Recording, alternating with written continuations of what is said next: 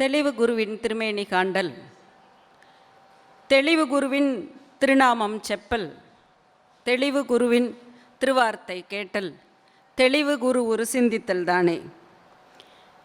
திருமூலர் மந்திரத்தை முன்வைத்து அனைவருக்கும் இனிய வணக்கம். அன்பர்களே, ஸ்ரீ கிருஷ்ணா ஸ்வீட்ஸ் ஆத்மார்த்தமாக வழங்கும் எப்போ வருவாரோ 2020 இன்று 4ஆம் நாள் உலகத்திற்கு முன்னோடியாக அதனுடைய சிலபஸ் பாடத்திட்டத்தை அமைத்து நடத்தி கொண்டிருப்பவர் இவர் மட்டும்தான். சுவாமி ஓம்காரானந்தாவினுடைய அருளாசியுடன் செயல்பட்டு கொண்டிருக்கின்ற இவர் உலகிற்கு உயிர் தரும் காற்று ஓரிடத்தில் நிற்காது என்பது போல மானுடத்திற்கு உயிர் தரும் கருத்துக்களை சுமந்து எங்கும் தங்காமல் மாருதமாய் சுற்றி வரும் ஐயா அவர்களை உங்கள் அனைவரின் சார்பாக அன்போடு வரவேற்கின்றோம். விவேகானந்தரை பற்றியும் பாரதியை பற்றியும் பள்ளி கல்லூரி ஆசிரியர்கள் மாணவர்கள் பல வெளிநாடுகளிலே மிகச்சிறப்பாக சொற்பொழிவாற்றி அங்கெல்லாம் தேசியத்தையும் ஆன்மீகத்தையும் விதைத்து வருகின்ற ஐயா அவர்களை இன்று நாம் பெற்றதில் மகிழ்ச்சி அடைகிறோம் என்று கூறி நன்றி கூறி விடைபெறுகிறேன். நன்றி. அறிமுகம் செய்த பேராசிரியர் கந்தசுப்பிரமணியம் அவர்களுக்கு நன்றி. இப்பொழுது மேடை திரு கிருஷ்ண ஜெகநாதன்.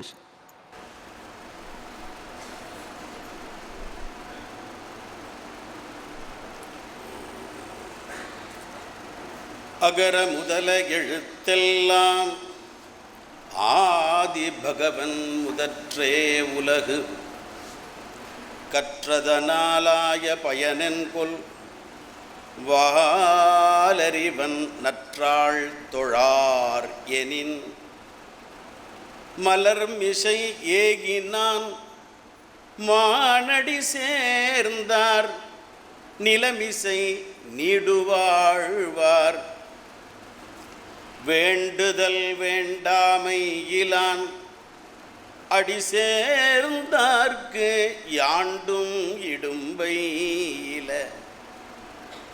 இருள் சேர் இருவினையும் சேரா இறைவன் பொருள் சேர் புகழ் புரிந்தார் மாட்டு பொறிவாயில் ஐந்தவித்தான் பொய்தீர் ஒழுக்க நெறி நின்றார் நீடுவாழ்வார் தனக்கு உவமையில்லாதான் தாழ் சேர்ந்தார்கல்லால் மனக்கவலை மாற்றல் அரிது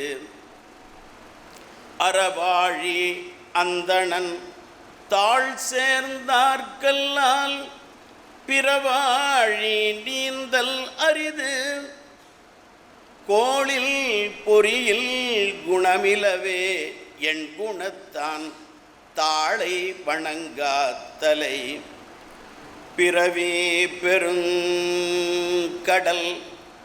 நீந்துவர் நீந்தார் இறைவன் அடி சேராதார் உலகெல்லாம் படைத்து காத்தே உலகெல்லாம் படைத்து காத்தே உருவிலாது அழித்து நாளும் உலகெல்லாம் படைத்து காத்தே உருவிலாது அழித்து நாளும் உண்மையாய் எண்ணமாளா ஒருவனாய் அருவனாகி சொலமிலாது எண்ணுவோர்க்கு சத்தியமயமேயாகி தனித்தனி பிரிந்த போதும் தான் அதில் பிரியானாகி தனித்தனி பிரிந்த போதும் தான் அதில் பிரியானாகி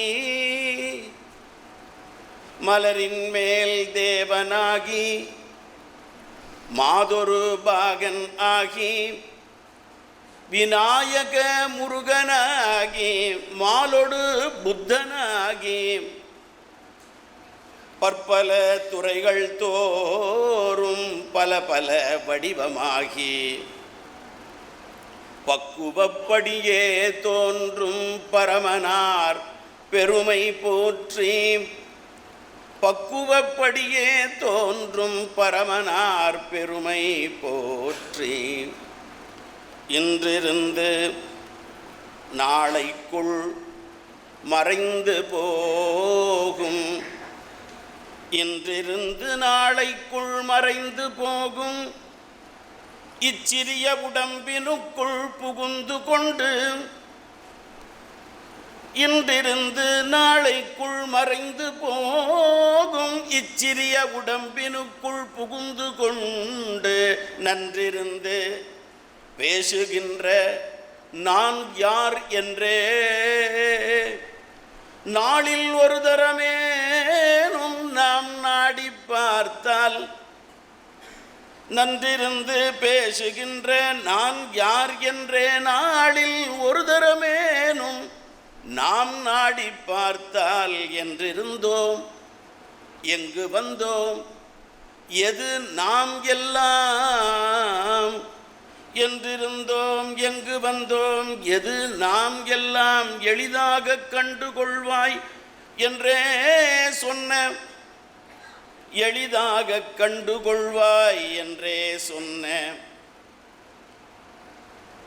எளிதாக கண்டுகொள்வாய் என்றே சொன்ன குன்றிருந்த விளக்கே போல் திசையை காட்டும் குறிக்கோளாம் ரமணமகா குரு தாள் போற்றி. குறிக்கோளாம் ரமணமகா குரு தாள் போற்றி.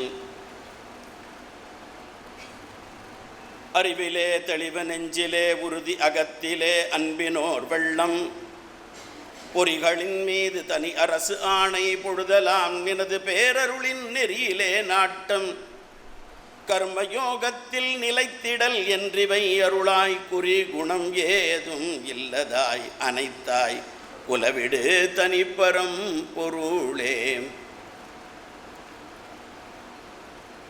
பெற்ற தாயும் பிறந்த பொன்னாடும் நற்றவவானினும் நனி சிறந்தனவே. ஓம் ரத்னாகராதௌ தபதாம் ஹிமாலய கிரீட்டினீம் ப்ரும்ஹராஜர்ஷி ரத்னாட்யாம் வந்தே பாரத மாதரம். வந்தே பாரத மாதரம். வந்தே பாரத மாதரம்.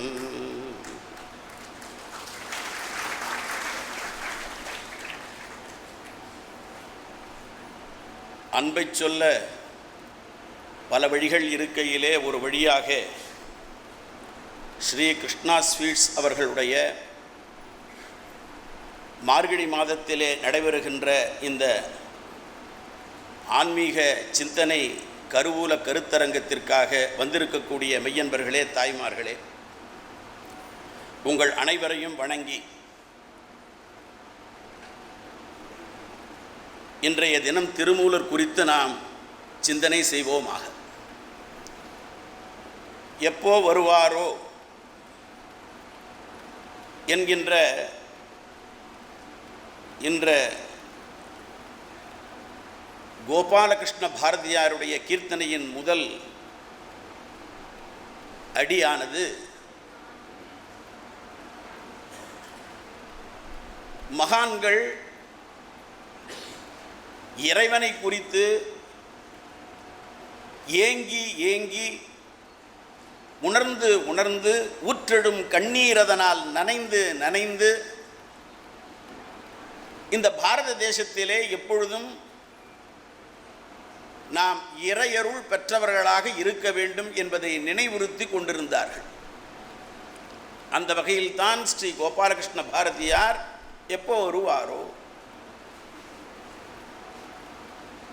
அப்பர் முதல் ஆளுடைய அடிகள் எல்லாம் நெஞ்சம் நெகிழ்ந்து பாடி அந்த சிற்றம்பலநாதன் எப்போ வருவாரோ என்று பாடி.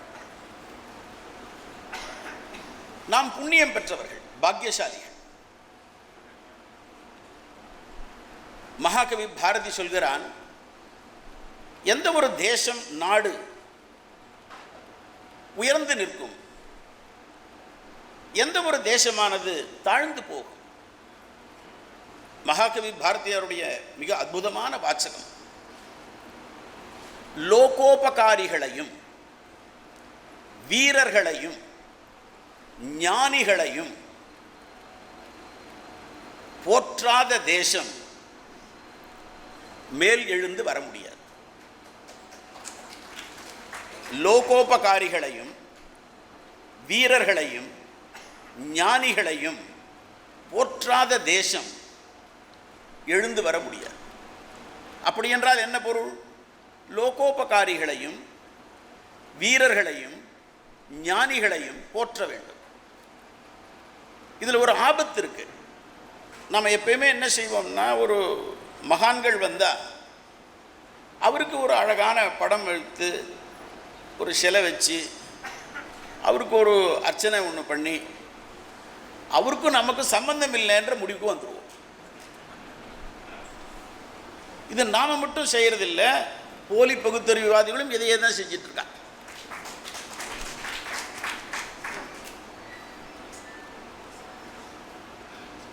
ஆனால் நம்முடைய சம்பிரதாயம், பாரத தேசத்தில் இருக்கக்கூடிய சம்பிரதாயம் என்னன்னா, இந்த தேசத்திலே எப்பொழுதும் ஞானிகளும் மகான்களும் வந்து கொண்டே இருந்தார்கள். காரணம், நம்முடைய முன்னோர்கள் அமைத்து கொடுத்த பாதை எப்படி. மகாகவி பாரதியாருக்கு பிறகு பல தேசபக்தர்கள் கவிதைகள் பாடியிருக்கிறார்கள். அதுல ஒரு தேசபக்தர் வாழ்ந்து கொண்டிருக்கிறார். அவருடைய பெயர் வீரத்துறவி ராமகோபாலன் என்பதா. அவர் ஒரு ஹிந்தி பாடல், அந்த பாடலுடைய மொழிபெயர்ப்பை பாடியிருக்கிறார். பல பாடல்கள் பாடியிருக்கிறார். துரதிருஷ்டவசம் தமிழ்நாட்டில் பல பேருக்கு தெரியாம இருக்கு. அவர் பாடின இந்தி பாடலுடைய தமிழாக்கம் என்னன்னா, சந்தனம் எங்கள் நாட்டின் புழுதி, கிராமம் அனைத்தும் தவ பூமி, சிறுமியரெல்லாம் தேவியின் வடிவம், சிறுவர் அனைவரும் ராமனே. चंदन है इस देश की माटी, तपो भूमि पर ग्राम है, हर बाला देवी की प्रतिमा, बच्चा बच्चा राम है. ஹிந்தி பேசுறதுனால எழுந்து போயிடாதீங்க, தமிழ்நாட்டில் அதுவும் பயமா இருக்கு.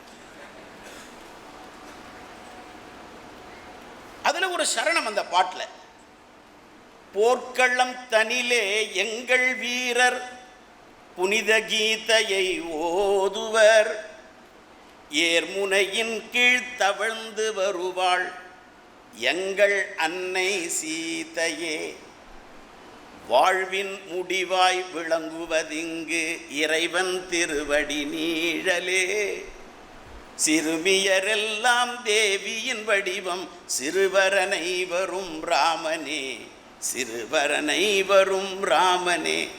நல்ல காலம் அவருக்கு கலைமாமணி விருது கொடுக்கல. அற்புதமான பாடல்கள். அதுல ஒரு பாடலினுடைய ஒரு சரணம் சொல்றேன் நான். என்ன சரணம்? வாழ்வின் முடிவாய் விளங்குவதிங்கு இறைவன் திருவடி நீழலே. இதுதான் பாரத தேசத்தினுடைய எல்லாருக்குமான லட்சியம், நம்முடைய குறிக்கோள் அதுதான். பிறர்க்கரிய பிறவியை பெற்றிருக்கிறாய், அப்படி பெற்றிருந்தும் பிராணிகள் போல வாழலாமான்னு கேட்கிறார் திருமூலர். இந்த வாழ்க்கையினுடைய குறிக்கோள் ஒன்று உண்டுப்பா, அதை தெரிந்து கொள்ள வேண்டும். அது என்ன அப்படின்னு சொன்னா, இறைவனுடைய திருவடியை அடைவது, அதுதான் நம்முடைய குறிக்கோள். 3 விஷயங்களை ஆராய்ச்சி செய்தார்கள் நம்முடைய பாரத தேசத்தில். எல்லா விஷயங்களையும் எடுத்துக்கொண்டு 3 விஷயங்கள் தான் நிறைவா இருக்கு. என்னென்ன?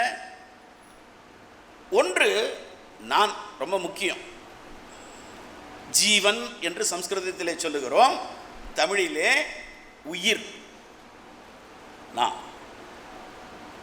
இரண்டாவது விஷயம், இந்த ஜீவன் எங்கே இருக்கிறது என்று சொன்னால் ஜகத்திலே இருக்கிறது. என்னை போல பல ஜீவர்கள் இருக்கிறார். எனவே ஜகம் என்பது இரண்டாவது ஆராய்ச்சிக்கு உரிய விஷயம். இந்த ஜீவன் இருக்கிறது, அந்த ஜீவன் வாழ்கின்ற ஜகம் இருக்கிறது. இந்த ஜீவனை போலவே பல ஜீவர்கள் இருக்கிறார்கள். அப்படியானால் இதிலே ஏதோ ஒரு விஷயம், இணைப்பு பாலம் இருக்க வேண்டுமே. அது எது? அதைத்தான் நான் யார் என்கின்ற விசாரத்திலே இந்த தேசமானது பல மகான்கள் வந்து வந்து நமக்கு நினைவூட்டி கொண்டே இருந்தார். அப்படிப்பட்ட மகான்களை பற்றி நாம் ஒவ்வொரு மார்கழி மாதமும் மட்டுமல்ல, தினந்தோறும் நினைத்து பார்த்து கொண்டே இருக்க வேண்டும். எண்ணி எண்ணி எண்ணி அவர்கள் வாழ்ந்த பாதையில் நாம் நடக்க வேண்டும். திருமூலர் அப்படிப்பட்ட மகன். மார்கழி மாதத்தில் சைவம் வைணவம் இரண்டும் மகோன்னதமாக மகிமை பெற்று இருக்கக்கூடிய மாதம். இரவினுடைய நிறைவு பகுதி இந்த மாதம். அதிலே மார்கழியிலே ஆண்டாளும் மாணிக்கவாசக பெருமானும் நம் நினைவுக்கு வருவார்கள். மாணிக்கவாசக பெருமானுடைய அற்புதமான ஒரு பாடல் இன்றைக்கு இருக்கிறது. ஒரு பொண்ணை பெற்றவன் ஒருத்தர்கிட்ட ஒப்படைக்கிறான். ஒப்படைக்கும் போது ஜாக்கிரதையாக பார்த்துக்கப்பா அப்படின்னு ஒப்படைக்கிறான். இப்போ கொஞ்சம் மாறி போச்சு, ஜாக்கிரதையாக இருந்துக்கப்பான்னு ஒன்றா சொல்லலாம். அப்படி ஒப்படைக்கும் போது அப்போல்லாம் என்ன ஆகுமா, அந்த பெண்ணுக்கு ஒரு அச்சம் வருமா, இவர் எப்படி இருப்பாரோ தெரியலையே அப்படின்னு. அதனால் சிவபெருமானே அந்த பொண்ணு சொல்கிறா, இந்த மார்கழி மாதத்தில் நாங்கள் பாவையை நோன்பு இருக்கிறோம், நான் சொல்கிறத கேளு. நீ என்ன, உன்னுடைய அன்பராக இருந்தால் நாங்கள் கல்யாணம் பண்ணிக்கிறோம், மீதி பேர் எங்களுக்கு வேண்டாம். உன் கையில் பிள்ளை உனக்கே அடைக்கலம் என்று அங்க பழஞ்சொல் புதுக்கும் எம் அச்சத்தால் எம்பெருமான் உனக்கொன்று உரைப்போம் கேள். கேளப்பா இறைவா, எம் கொங்கை நின் அன்பர் அல்லார் தோள் சேரற்க. அதனால எனக்கு வாய்க்கக்கூடிய கணவர் எப்படி இருக்கணும், உன்னுடைய பக்தராக இருக்க வேண்டும். அப்படி பக்தராக இருக்கணும்னா பகவான் யாருன்னு தெரிஞ்சுக்கணும். அப்ப கல்வி என்று சொன்னால் அந்த கல்வி தன்னை தெரிந்து கொள்வதற்காக பயன்பட வேண்டும். அதை சொல்றார் திருமூலர். தன்னை அறிய தனக்கொரு கேடு இல்லை. தன்னை அறிந்து கொண்டால் உனக்கு எந்த கேடும் வாழ்க்கையில் வராதுப்பா. இதுதான் விஷயம். இன்னைக்கு நாம் எடுத்துக்கொண்ட போக விஷயத்தில் முதல் விஷயம், தன்னை அறிய தனக்கொரு கேடு இல்லை. கேடு இல்லை சொல்லிட்டார். அடுத்த வரி சொல்றார், தன்னை அறியாமல் தானே கெடுகின்றான். என்ன பிரச்சனை? இப்போ நம்ம யாருன்றது தெரியலன்னா கூட பரவாயில்ல, தெரிந்து கொள்வதற்கான பிரயத்தனமும் இல்லை, அதை நோக்கி நட இல்லை, அதற்கான சிந்தனை இல்லை. தன்னை அறியாமல் தானே கெடுகின்றான். அதுக்கு அடுத்த வரி சொல்றார், தன்னை அறியும் அறிவை அறிந்த பின். தன்னை தெரிந்து கொண்டு விட்டால் என்ன நடக்கும்? நீ எங்கேயும் போக வேணாம்ப்பா, அங்கெங்க அலைய வேண்டாம், தன்னை அர்ச்சிக்க தான் இருந்தானே. 4 வரி பாடல், 3000 பாடலை கொடுத்திருக்கிறார். 3000 தமிழ். மூலன் உரை செய்த 3000 தமிழ் சொல்லுகிறார். பின்னை நின்று என்னே தவம் செய்வது, முன்னை நின்று முயல் தவம் செய்கிறார். இப்போ வருந்து என்னப்பா பிரயோஜனம்? இப்போ பிறந்தாச்சே, பிறந்துட்டோம் நாம் எல்லாம். இப்போ நமக்கு என்ன செய்யணும்? ஆர்த்த பிறவி துயர் கெட நாம் ஆர்த்தாடும் தீர்த்தனை சிந்திக்க வேண்டும். பிறவி வந்தாச்சு, இனிமேல் மறுபடியும் இல்லை நான் இப்போ இந்த பிறப்பை இப்போவே கேன்சல் பண்ணுறேன், ரத்து பண்ணுறேன் அப்படி சொல்ல முடியுமா? முடியாது. அப்படி ரத்து பண்ணுற விஷயங்கள் நடந்து கொண்டிருக்கிறது. அதை தடுப்பதற்காகத்தான் இதை போன்ற ஆன்மீக விஷயங்கள். எப்பயுமே என்ன செய்யணும்னா, முன்னெல்லாம் ஏன் நம்ம நாட்டில் இன்றைக்கும் காவல் நிலையங்கள் குறைவு. இந்த நாட்டினுடைய ஜனத்தொகைக்கு இத்தனை காவல் நிலையம் இருந்தால் வெளிநாட்டுக்காரனுடைய கண்ணு மூளை எல்லாமே பிதுங்கி போயிருக்கும். நம்ம நாட்டில் இருக்கக்கூடிய ஜனத்தொகைக்கு காவல் நிலையங்கள் குறைவு. இப்போ கொஞ்சம் அதிகமாகி இருக்கலாம், ஆனால் ரொம்ப குறைவு தான். காரணம், பாரத தேசத்து மக்களாகிய நாம் இயற்கையிலேயே தர்மத்தின்படி நடப்பவர்கள். அப்படிதான் நம்ம வாழ்க்கை முறை அமைந்திருக்கிறது. நம்ம வாழ்க்கை முறை அப்படிதான் வைத்திருக்கிறார்கள். புதுசா யாரும் நமக்கு சொல்லணும்னு அவசியம் இல்லை. அதனால நம்ம மனசுல நினைத்து கொள்ளணும், நம்ம எல்லாரையும் மதிப்போம், யாரை மதிக்க மாட்டோம். சிறந்து நின்ற சிந்தையோடு தேசம் 100 வென்றிவள். ஒரு நாடு 2 நாடு இல்லை, உலகம் முழுக்க வென்று இருக்கிறோம். எப்படி? பண்பாட்டினாலே, வாளினால் அல்ல, பணத்தினால் அல்ல, போகத்தினால் அல்ல. சிறந்து நின்ற சிந்தையோடு தேசம் 100 வென்றிவள். எதை தவிர்த்தோம்? மறந்தவிர்ந்த நாடர் வந்து வாழி சொன்ன பொழுதினும். இந்த நாட்டை பார்த்து படையெடுக்கவே கூடாதப்பா, இது அற்புதமான நாடு, நாம போகணும்னு வந்திருக்கானா. இறந்து மாண்பு தீர மிக்க ஏழ்மை கொண்ட பொழுதினும். எல்லாம் கொள்ளையடிச்சுட்டு போய் ரொம்ப பஞ்சை பராரியாய் பாரத அன்னை இருந்த போதிலும், அடிமை விலங்குகளால், அப்பவும் கூட என்ன அழகான வரிகள் பாருங்க ஒன்று. சிறந்து நின்ற சிந்தையோடு தேசம் 100 வென்றிவள். மறந்தவிர்ந்த நாடர் வந்து வாழி சொன்ன பொழுதினும். இறந்து மாண்பு தீர மிக்க ஏழ்மை கொண்ட பொழுதினும்.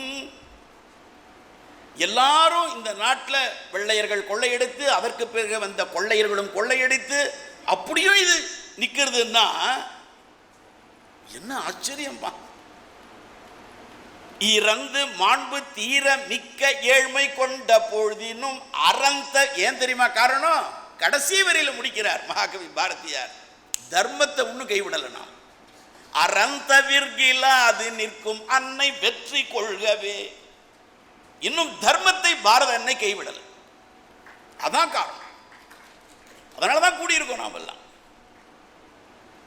தமிழ்நாட்டுக்கு கொஞ்சம் சில சமயம் கிரகங்கள் மாறும் பொழுது சில பிரச்சனைகள் வரும், நிச்சயமா மாறும். காரணம், இது நாயன்மார்களும் ஆழ்வார்களும் பிறந்த பூமி. இனிமேல் இந்த பாரத பண்பாட்டினுடைய ஏற்ற காலம்தான் வந்திருக்கிறது. இறங்கு முகம் கிடையாது இனிமேல். காரணம் என்ன? மகான்கள் அந்த பாதை போட்டு கொடுத்திருக்காங்க. 63 நாயன்மார்களிலே நம்பிரான் என்ற சுந்தரமூர்த்தி சுவாமிகளால் போற்றப்பெற்ற திருமூலர் சொன்ன விஷயம் என்ன? Self knowledge. ஜே கிருஷ்ணமூர்த்தி சொல்கிறார், self knowledge is the beginning of wisdom. நம்மளை பத்தி தெரிஞ்சு. அப்ப 3 விஷயங்கள் சொன்னார்கள் பெரியவர்கள். ஜீவன், ஜீவன் வசிக்கக்கூடிய ஜகம். இந்த ஜீவனை போல பல ஜீவர்கள் இருக்கிறார்கள், ஜகம் இருக்கிறது. இந்த ஜீவனுக்கும் ஜகத்துக்கும் ஒன்று இருக்கணுமே, ஏதோ ஒன்று இருந்தால் தானே நடக்கும், இல்லைன்னா எப்படி நடந்துன்னு இருக்கும்? அந்த ஒன்று எது? அதுக்கு பிரம்மம் என்று பெயர் வைத்தது வேதம். வேதம் என்ன சொல்லித்து? பிரம்மம். திருமூலர் சொல்றார், வேதத்தை விட்ட அறம் இல்லை. தர்மம் என்று சொன்னால் வேதம் தான். ஏன் இதை வலியுறுத்தி சொல்கிறேன் என்றால், நம்மளுடைய மனதில் பல்வேறு நபர்கள் சொல்லி சொல்லி சொல்லி ஒரு குழப்பமான சூழ்நிலையில் இருக்கும்.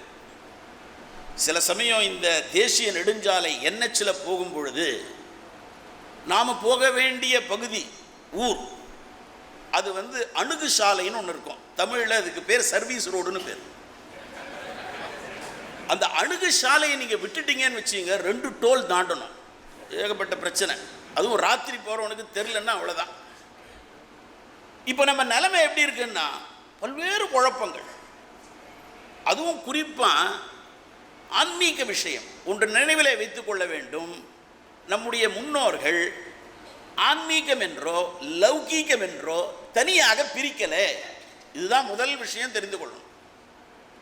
ஆன்மீகம் தது. நம்ம சில பேர் சொல்கிறோம், பையன் வர வர ரொம்ப மோசமாக போயிட்டான், என்னாச்சு? ஆன்மீகமாக இருக்கான்றான்.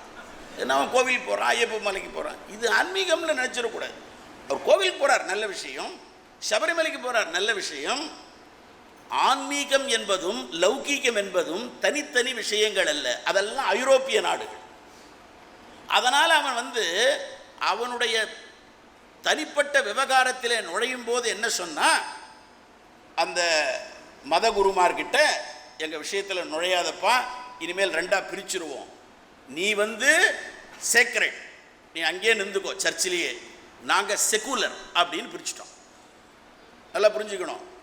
ஸ்டேட்டில் என்ன சொல்லிட்டான் அவன், நீ சேக்ரெட் அங்கேயே நின்றுக்கோ, நான் செக்குலர் அப்படின்ட்டான்.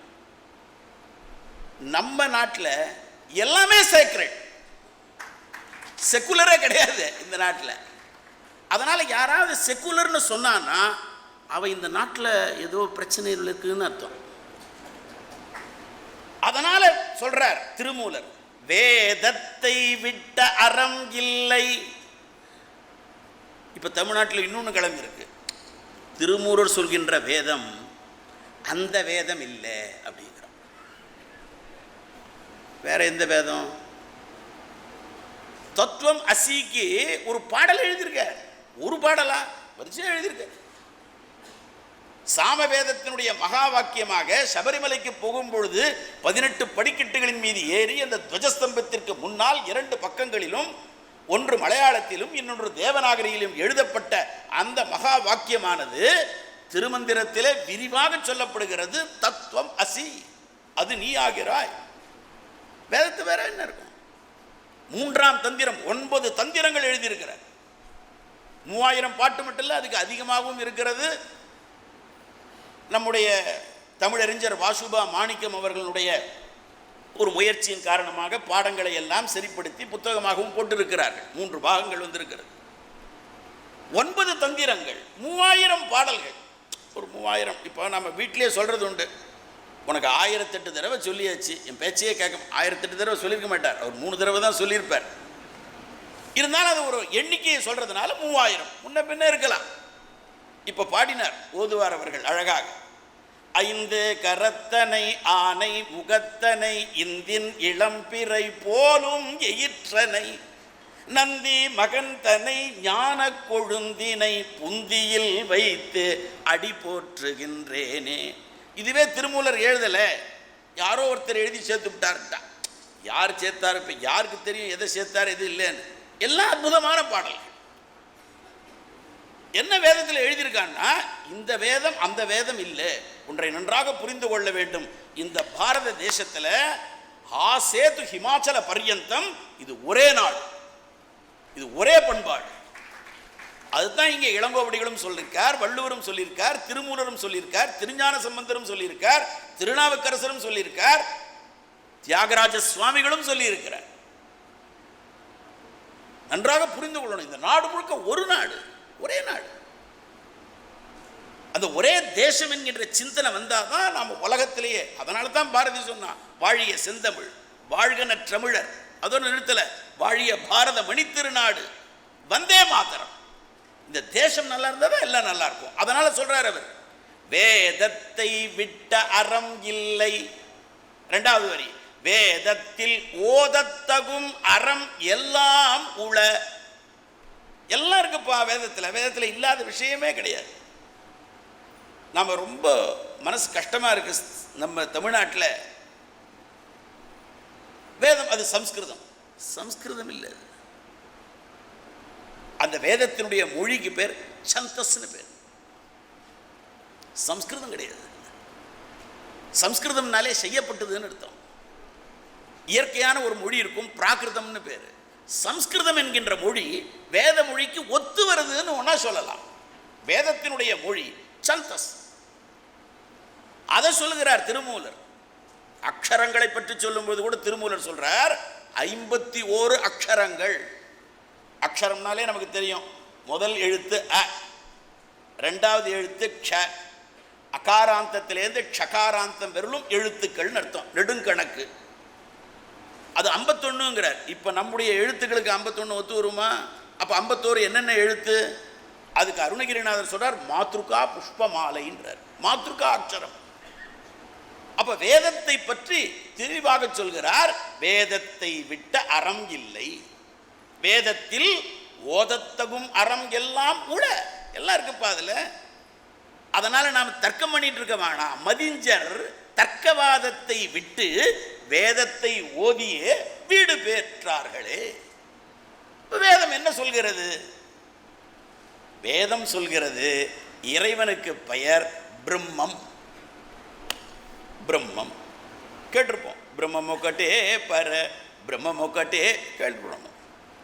பாரதியே சொல்லியிருக்கான் அழகா, ஒன்று பிரம்மம் உளது உண்மை அகுது உன் உணர்வெனும் வேதமெல்லாம். ஒன்று பிரம்மம் உளது உண்மை அகுது உன் உணர்வெனக் கொள்வாயே. அப்ப பிரம்மம் என்றால் நான் தான், வேற யாரும் இல்லை. நாம் இங்கே வந்திருக்கோம், பக்கத்தில் இருக்கிறவர்கிட்ட கேட்போம். என்ன கேட்போம்?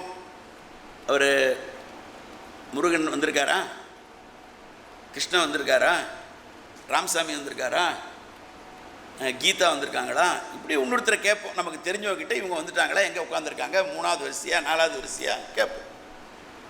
திடீர்னு ஒருத்தர் பக்கத்தில் இருக்கிறவர் பார்த்து நான் வந்திருக்கேனா அப்படின்னு கேட்டாக்கா தெரியாமல் வந்துட்டோம் போல இருக்கு. கிக்கானிக்கு நான் வந்துட்டேன், நான் யாரையும் நாம ஏன் கேட்கறது இல்லை? அது ஸ்வரூபம். எனக்கே தெரியுது நான் தான் இருக்கேன். அப்ப அந்த பிரம்மம் என்பது நான். ரமண பகவான் சொல்றார், உள்ளங்கை நெல்லிக்கனி போல தெரிகிறது என்று சொல்வதும் பிழையின்டர். ஏன் உள்ளங்கை நெல்லிக்கனி போல தெரிகிறதுன்னு சொல்றது நல்ல விஷயம் தானே. எல்லாரும் என்ன சொல்லுவோம்? தெளிவாக தெரியுதுன்னா உள்ளங்கை நெல்லிக்கனி போல தெரியுதுப்பா அப்படி தானே சொல்லுவோம். ரமண பகவான் ஏன் அது அப்படி சொல்லக்கூடாதுங்கிறார்? ஏன்னா உள்ளங்கை நெல்லிக்கனிக்கு கூட உள்ளங்கை தேவை, நெல்லிக்கனி தேவை, அதை பார்ப்பதற்கான கண் தேவை. உன்னுடைய சொரூபத்தை பார்ப்பதற்கு ஒன்றுமே தேவையில்லை. ஏன் தெரிய மாட்டேங்கிறது? அதான் இப்ப பிரச்சனை. அதுதான் திருமூலர் என்ன சொல்றார், எந்த வழியில போனா அதை தெரிந்து கொள்ளலாம், அதுதான் இன்னைக்கு பார்க்கணும். வேதம் கொடுத்த சொல் எது? பிரம்மம். பிரம்மம் என்ற சொல்லுக்கு என்ன பொருள்? பிரம்மம்னா என்ன பொருள் சொல்லிட்டார். தன்னை அறிஞ்சுக்கணும்ப்பா அப்படின்னு சொல்லிட்டார். தன்னை அறிய தனக்கு ஒரு கேடில்லை. நீ உன்னை தெரிஞ்சுக்க. எப்படி தெரிஞ்சுக்கிறது? இறைவனுக்கு வேதம் பிரம்மம்னு சொல்லி. ஏன்னா வேதத்தை விட்டு அறம் இல்லைன்னு சொல்லிட்டார். வேதத்தில் என்ன சொல்லியிருக்கு? பிரம்மம். சரி, பிரம்மம் என்றால் பொருள் என்ன? திருவள்ளுவருடைய திருக்குறள்ல அழகான மொழிபெயர், அழகான மொழிபெயர். தனக்கு உவமை இல்லாதான், அதான் பிரம்மம். பிரம்மம் என்றால் தனக்கு ஓவை இல்லாதான். பிரம்மா வேற, அவர் படைப்புக்கு இறையவன், அவர் சிருஷ்டிகர்த்தா. இது பிரம்மம். ஆணும் அல்ல, அல்லன், பெண்ணும் அல்லல், அலியும் அல்ல. ஜெண்டரே கிடையாது, பால் கிடையாது.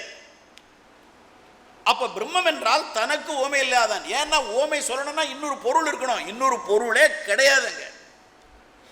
இன்னொரு பொருள் இல்லாமல் இருக்கும்போது இந்த உலகம், நானாவித உலகம் நமக்கு தெரிகிறது. அப்ப எப்படி தெரிந்து கொள்வது? அதுதான் வாழ்க்கையினுடைய படிப்பு, அதுதான் வாழ்க்கையினுடைய லட்சியம். அதற்காகத்தான் நம்முடைய பெரியவர்கள் இதை மாதிரி ஆடி மாதம், மார்கழி மாதம், தட்சிணாயனம், உத்தராயணம், அது விரத காலம், இது விழாக்காலம், எல்லா விஷயத்திலையும் they have not classified separately as secular life and sacred life. It is intertwined. காலையில் எழுந்துக்கிறதுலேருந்து இரவு படுக்கின்ற வரையில் நாம் செய்கின்ற செயல் அத்தனையும் இறைவனுடைய செயல் தான். எல்லாம் எல்லாம் இறைவனுடைய செயல். அதனால தான் எழுந்த உடனே கோலம் போடுறது, கையை பார்க்கறது, இறைவனுடைய கோவிலுக்கு போய் வருது, இதெல்லாம் வைத்திருக்கிறார்கள். அது சொல்றார் திருமூலர், ஒன்றுனா சொல்ல போறார். அப்ப பிரம்மம் என்றால் தனக்கு ஓமை இல்லாதான். சரி, இப்போ மார்கழி மாதம் வந்த உடனே சிவன் விஷ்ணு ரெண்டுத்தையும் நாம் சம அளவில் சைவம் வைணவத்தையும் ரெண்டு கண்ணா நினைக்கிறோம். இப்போ திருமூலர் தன்னுடைய 3000ல் ஒரு பாட்டில் ஒரு வரியை நான் சொல்கிறேன்.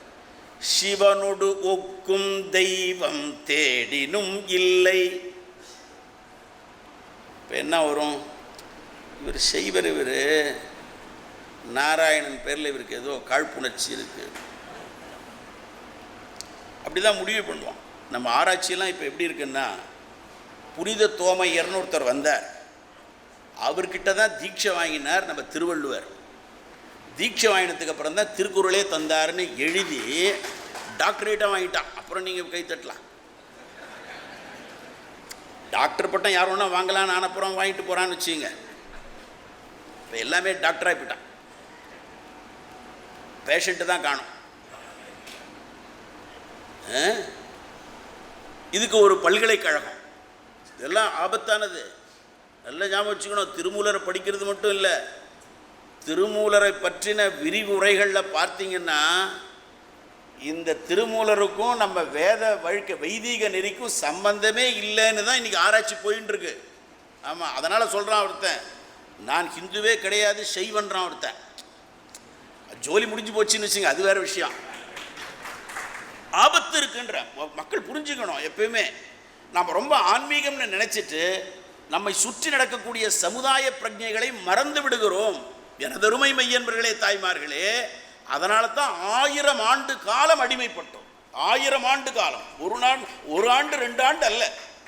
இதெல்லாம் நினைச்சு வேதனைப்படணும். இதை போல ஒரு பாரத தேசத்தில் மற்ற நாடுகள் பார்த்து சிரிக்கிறது. இந்த நாட்டை என்ன மாதிரி நல்ல பல்வித மாயின சாத்திரத்தின் மனம் பாருங்கும் வீசும் தமிழ்நாடு. இதை போல சாஸ்திரங்கள் வேற எந்த நாட்டிலேயாவது கிடைக்குமா? திருமூலர் சொல்றார், ஒரு அம்மா குழந்தையை பெற்றெடுக்கணும்னா எப்படிப்பட்ட குழந்தை வேணும்ன்றதுக்கு திருமூலர் சொல்றார். எப்படிப்பட்ட ஒரு ஆணும் பெண்ணும் திருமணம் நடந்தால் எப்படிப்பட்ட கலவி புணர்ச்சி இருக்கணும் திருமூலர் சொல்றார். நீ எப்படி இருக்கணும் அதை பத்தின வாழ்க்கை இருக்கு. இப்படிப்பட்ட நூல் கிடைக்குமா? இது ஒரு சாஸ்திர நூல், தோத்திர நூல், யோக நூல், அறிவியல் நூல், ஆன்மீக நூல். எப்படி எடுத்து பார்த்தாலும் இந்த 3000 பாட்டில் ஒரு நாளைக்கு ஒரு பாட்டு நீ எடுத்தாலே உன்னால முடியாது வாழ்க்கையில். அந்த அளவுக்கு அத்புதமான நூல். அப்போ இந்த தேசத்துல வேதம் சொல்கின்ற அந்த வார்த்தையினுடைய பொருள் தெரிஞ்சுக்கணும். அதுக்கு சிவன் வைஷ்ணவம். இப்போ என்ன வார்த்தை சொல்லியிருக்கார்? சிவனோடு ஒக்கும் தெய்வம் தேடினும் இல்லை. அப்படின்னா என்ன அர்த்தம்? சிவன் விஷ்ணுவில் என்ன அழகாக சொல்கிறார் பாருங்க. அதனால தான் பிரம்மம்னு வேதம் சொல்லித்தேன். இப்போ திருமூலருக்கு ஒன்றும் காழ்ப்புணர்ச்சி கிடையாது. நாம் படிக்கும்போது தெரியும். ஆண்டாள் என்ன சொல்லியிருக்கான்? நாராயணனே நமக்கே பறை தருவான். இங்கே என்ன சொல்லியிருக்கு? சிவன் தான். தென்னா என்னா முன்னம், தென்னாடுடைய சிவனே போற்றி, எந்நாட்டவருக்கும் இறைவா போற்றி. திருமூலர் சொல்ல வந்த விஷயம் என்ன தெரியுமா? நீ பார்க்குற பொருளில் இப்போ பிரம்மம் சொன்னா, பிரம்மத்துக்கு அடுத்தது பிரம்மத்தினுடைய சக்தி, அதுதான் மாயா, மகாமாயா அப்படி சொல்றோம். பிரம்மம், பிரம்ம சக்தி. மூணாவது பிரம்ம காரியம். பிரம்மம் அதுக்கு செயல் கிடையாது. பிரம்ம சக்தி அதுதான் மாயா. பிரம்ம காரியம் விஷ்ணு. இப்ப காற்றாடி சுத்துறது, காற்றாடி சுத்தணும்னா அதில் நிலையான பகுதி ஒன்று இருக்கணும், சுற்றி கொண்டிருக்கிற ஒரு பகுதி இருக்கணும். அப்போ மேலே அதை பிடிச்சுன்னு இருக்கிறது அது செயலற்று இருக்கிறது. இங்கே இறகுகள் இருக்க, தமிழில் பிளேடுன்னு சொல்கிறோமே, அது சுத்துறது. இந்த காற்றாடி சுத்துறதுக்கு காரணம் அதை பிடித்து கொண்டிருக்கிற செயலற்ற பகுதி ஒன்று இருக்கிறது. அப்போ ஒன்று அப்படியே இருக்கு. இருந்ததனை இருந்தபடி இருந்து காட்டி சொல்லாமல் சொன்னவரை நினையாமல் நினைந்து பவத்தொடக்கை வெல்வாம். நீ பிறவியை அறுக்கணும்னு சொன்னா அது செய்யணும். அது அறுக்கிறதுக்கான வேலை என்ன? அதுதான் சொல்றாரு. நான் ஏன் இந்த பாட்டை எழுதினேன்? 2 காரணம் திருமூலர் சொல். யான் பெற்ற இன்பம் பெருக இவ்வையகம். எனக்கு கிடைச்சிருத்தியா, உலகம் நல்லா இருக்கும்.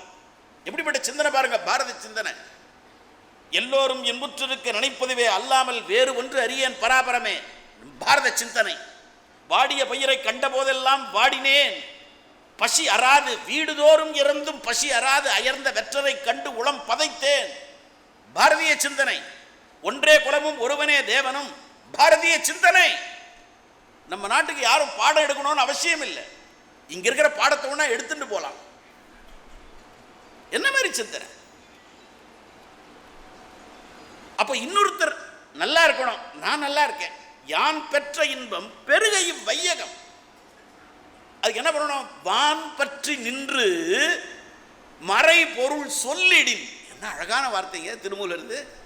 வான் பற்றி நின்று மறை பொருள் சொல்லிடின் ஊன் பற்றி நின்ற உணர்வுறும் மந்திரம். எங்கெங்கயோ தேடிட்டு இருக்கியப்பா, உள்ள இருக்குப்பா. பட்டினத்தார் சொல்றார், காடுமலையெல்லாம் தெரிஞ்சையா, ஊனுக்குள் நீ ஒளிந்திருந்ததை உலாவியதை காணாமல் காடுமலை திரிந்து கால் கடுத்தேன் பூரணமே. என்ன அழகான வாக்கியம் பாருங்க. காடுமலையெல்லாம் தெரிஞ்சன, எங்க நீ நிக்கிற? ஊன் பற்றி நின்று ஊனுக்குள் நின்று உலாவியதை காணாமல் காடு மலை திரிந்து கால் கெடுத்தேன். உள்ளதானே இருக்க. ஊன் பற்றி, திருமூலர் சொல்றார், ஊன் பற்றி நின்ற உணர்வுறு மந்திரம். கடைசி வரி, தான் பற்ற பற்ற தலைப்படுமே, தலைவன் தலைப்படும். தான் பற்றி நின்றால் பற்ற பற்ற. அப்போ நமக்கு உள்ள நாம நிக்கணும். நிக்கிறதுக்கு என்ன வழி? என்ன எப்படி தெரிஞ்சுக்கிறது? ஜீவன் இருக்கு, ஜெகம் இருக்கு. இதுக்கெல்லாம் ஒரு லிங்க், இணைப்பு எங்கே இருக்கிறது? அப்போ பிரம்மம் என்ற ஒன்று இருக்கிறது, அது செயலற்று இருக்கிறது, அதுதான் எல்லாவற்றையும் செயலாக்க வைத்துக் கொண்டிருக்கிறது. பிரம்மத்தினுடைய சக்தி என்றது மாயா, அந்த சக்தி ஒரு காரியத்தை செய்கிறது. இதுதான் பிரம்மம், பிரம்ம காரியம், பிரம்மத்தினுடைய சக்தி. மூணு சக்தியை திருமூலர் சொல்ல போறார். என்ன அழகா சொல்றார் பாருங்க. அதுக்கு வேதம் சொன்னதையே இவர் எடுத்துக்கிற உதாரணம் ரெண்டு. ஒன்று தங்கம் எடுத்துக்கிறார், இன்னொன்று ஒரு யானை பொம்மையை எடுத்துக்கிறார். ரெண்டுமே அடுத்தடுத்து வரக்கூடிய பாடல் திருமந்திரத்தில். ஒரு நகை இருக்கு, பொன்னாலான நகை.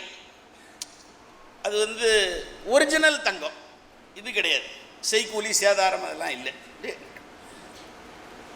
பொன் அணி பூஷணம். இனி பொன்னை பார்த்தால் இதில் எவ்வளோ தங்கம் இருக்குன்னு பார்த்தேன்னா உனக்கு நகை தெரியாது. நீ நகையை பார்த்தன்னா பொண்ணு தெரியாது. என்ன டிசைனில் இருக்கு, இது வாங்கலாமா, இது இந்த டிசைனா, அது அந்த டிசைனா. பெண்கள் போனால் நகை கடையில் என்னென்ன வடிவத்தில் இருக்குன்னு பார்ப்பாங்க. அப்போ இது ஒரு மாடல் இருக்குது, இது ஒரு மாதிரி இருக்குது, அது ஒரு மாதிரி எல்லாம். அதனால தான் போகிற ஆளும் பாவம் கடைசியாக இவங்க தேர்ந்தெடுத்து வரத்துக்குள்ளே இதுவாகும். அவன் கேட்குறான், இந்த வாசலில் நிற்கிற அட்டையிலே அவளே நயனத்தாராவே நிறைய நகை போட்டுருக்கா, அதையே எடுத்துன்னு போயிடலாமேன்னு பார்க்குறான். ஆனால் அந்த நகை பயன்படாது. அதனால தான் அதுக்கு பேர் வைத்தார்கள். நம்முடைய வேதாந்த சாஸ்திரத்தில் மித்யா என்று பெயர் வைத்தார். மித்யா. நாம் தப்பாத மாயான்னு நினச்சிட்டு இருக்கோம். மித்யானா என்னன்னா, மித்யான்றது உலகத்தை பார்ப்போம், கடவுளை வேற எங்கேயோ இருக்காருன்னு பார்ப்போம். நல்லா புரிஞ்சுக்கணும். ஒரு குயவன் இருக்கான், மண்பானை செய்கிறவர். ஒரு சட்டக்கல்லூரி படித்த மாணவர் வரார். சட்டக்கல்லூரினாலே எப்படி இருப்பாங்கன்னு தெரியும் உங்களுக்கு. வரார், குயவனாரே என்னப்பா என்ன செய்கிறீர்? பானை தான்ப்பா, வேறு என்ன செய்ய முடியும், எனக்கு பானை தான் செஞ்சிச்சு.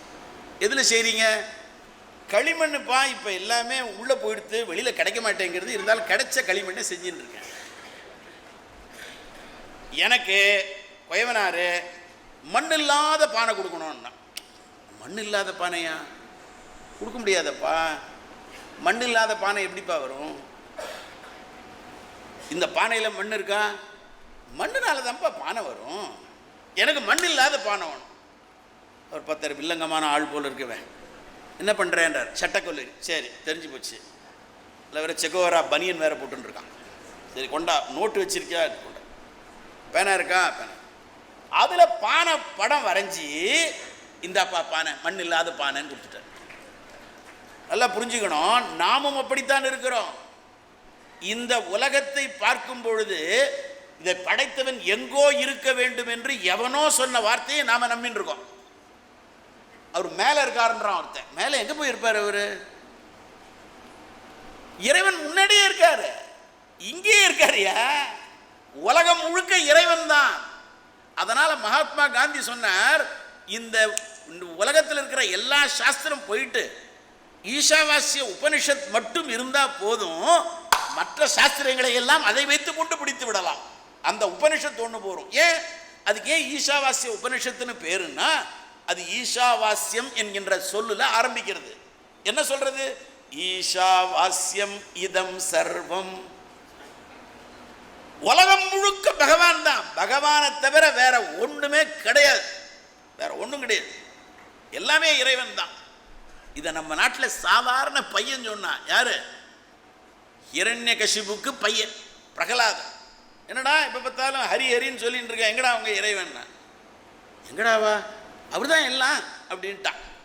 தூணிலும் இருப்பார், துரும்பிலும் இருப்பார், தூயன் ஜோதி நாராயணன். எங்க இல்லை அவன்? எல்லா இடத்துலையும் இருக்கான். எல்லா இடத்துலையும் இருக்கான். அப்ப இறைவன் எங்கும் இருக்கிறான். எங்கும் இருக்கான்னா இந்த உலகம் முழுதும் இறைவன் தான். நாமும் உலகத்தில் ஒரு படைப்பு, நமக்குள்ளே இறைவன் தான். அப்ப இறைவன் எங்கும் இருக்கிறார். சுவாமி தயானந்த சுவாமிகள், பூஜனீய தயானந்த சரஸ்வதி சுவாமிகள் சொல்வார், அழகான வாச்சகம். இறைவன் ஒருவன் இருக்கிறான்னு சொல்லாது, அது எல்லாரும் சொல்றான்.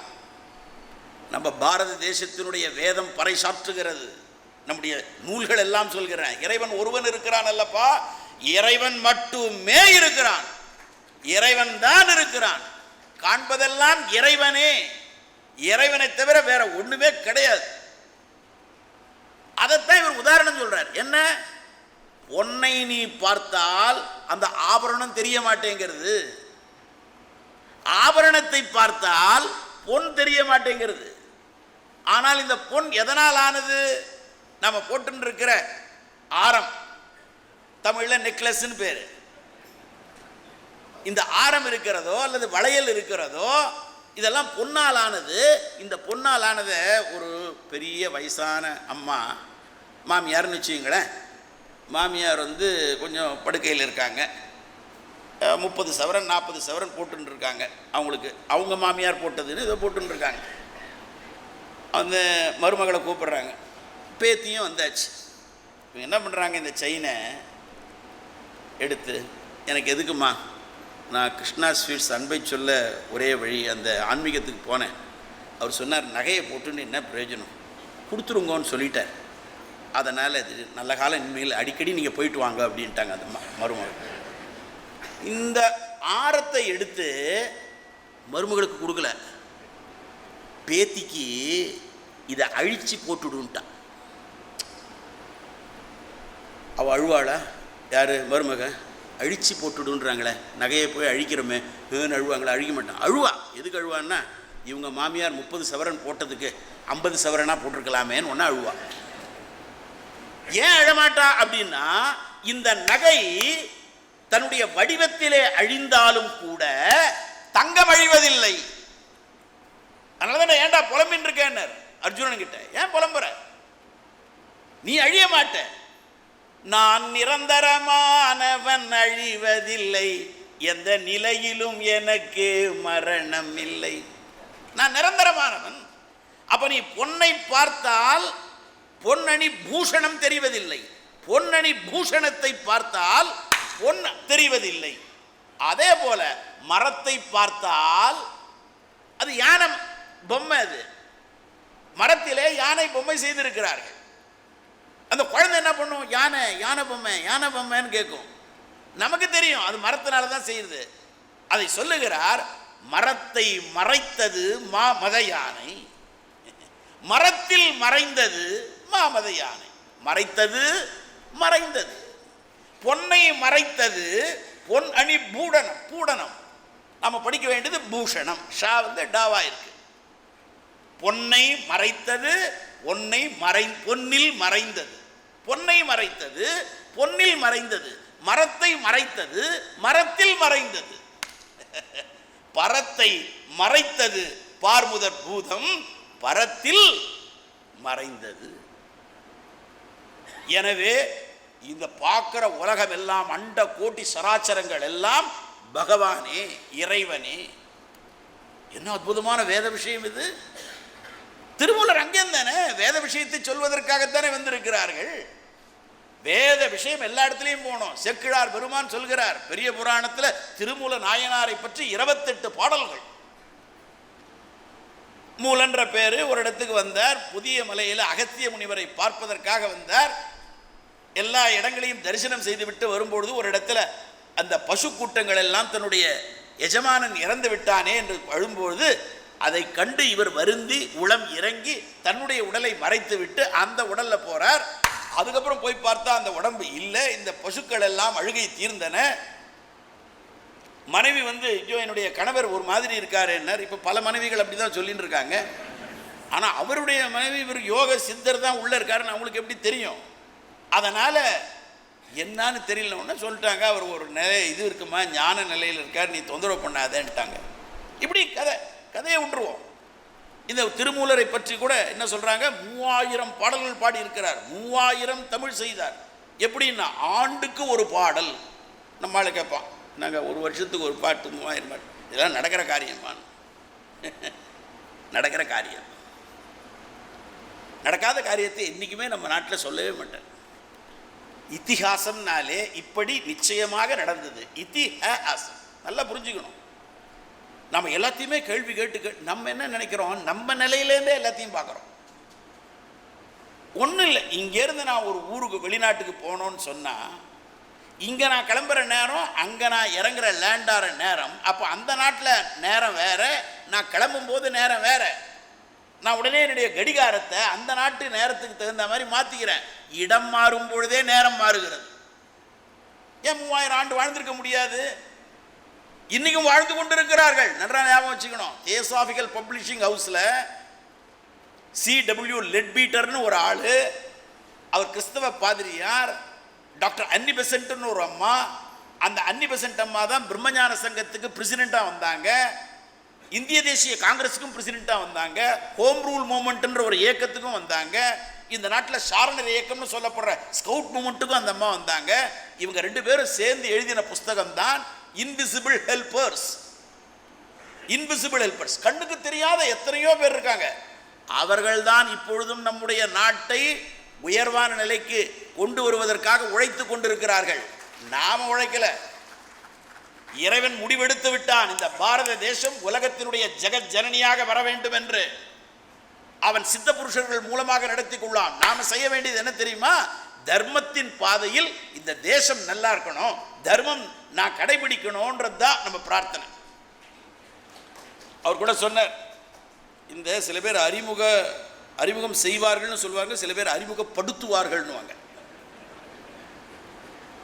ஒரே ஒரு வரி, கடமையை செய்வதற்காக, கடமையை செய்ததற்காக புகழை எதிர்பார்ப்பது அறத்தை இழிவுபடுத்துவதான்.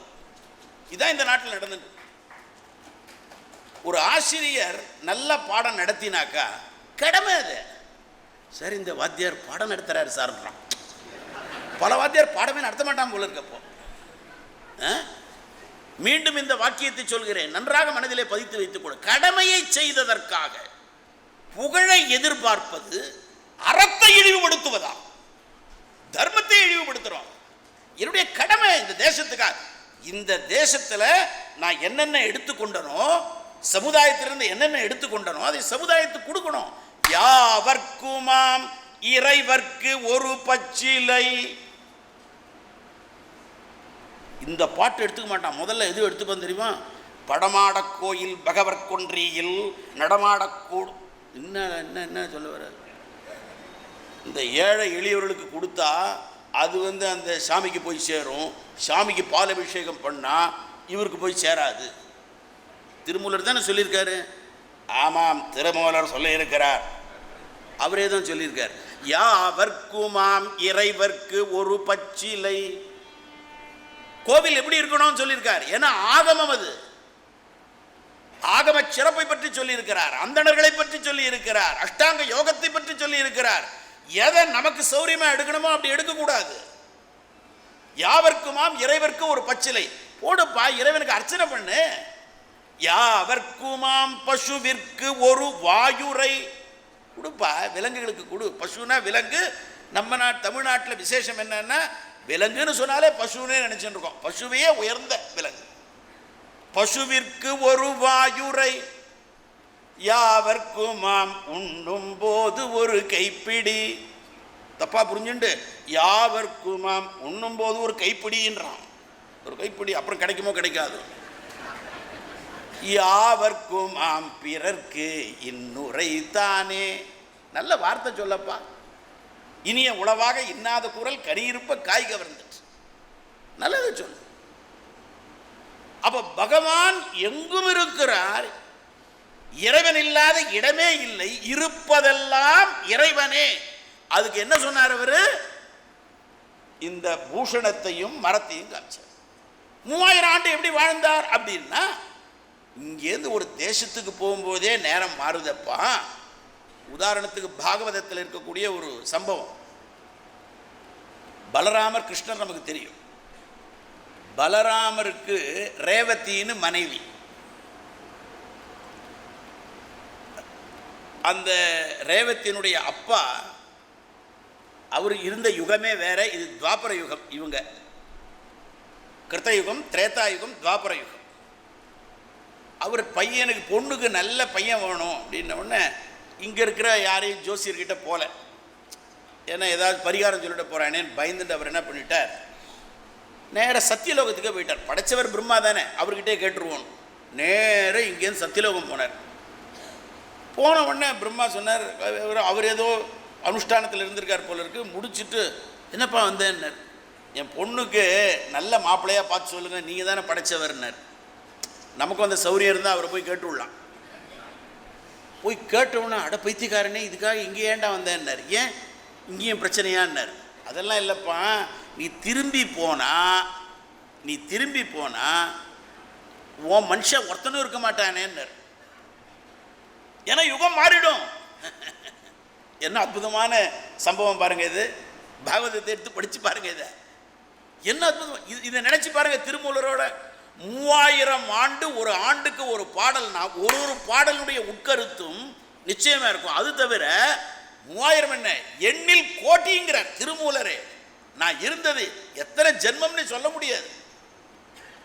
ஒரு இடத்துல பள்ளம் தோன்றாங்க, கோவில் கட்டணும்னு. அப்படி தோண்டினா கீழே ஒரு ரிஷி உட்கார்ந்துருக்க. நமக்கு தெரியாது.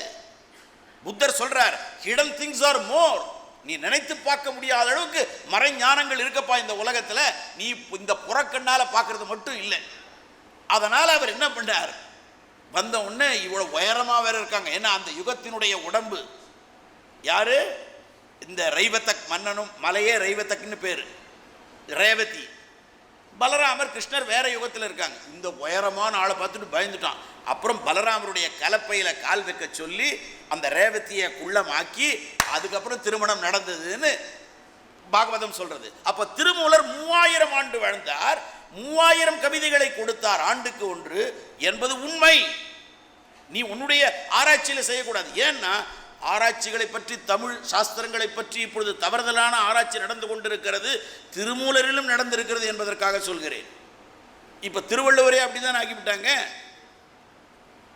ஒன்றும் இல்லை, திருவாச்சகம் இதெல்லாம் வேற எங்கேயும் நீங்க கேட்க முடியாதுன்றதுக்காக சொல்றேன். திருவாச்சகத்தில் 51 பதிகங்கள், 51.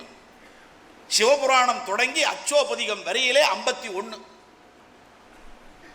அந்த 51 பதிகங்கள்ல நீத்தல் விண்ணப்பம்னு ஒன்று. அந்த இந்த திருவாச்சகத்துக்கு ஜியு போப் மொழிபெயர்த்திருக்கிறார். ரொம்ப பாராட்டப்பட வேண்டிய அம்சம்.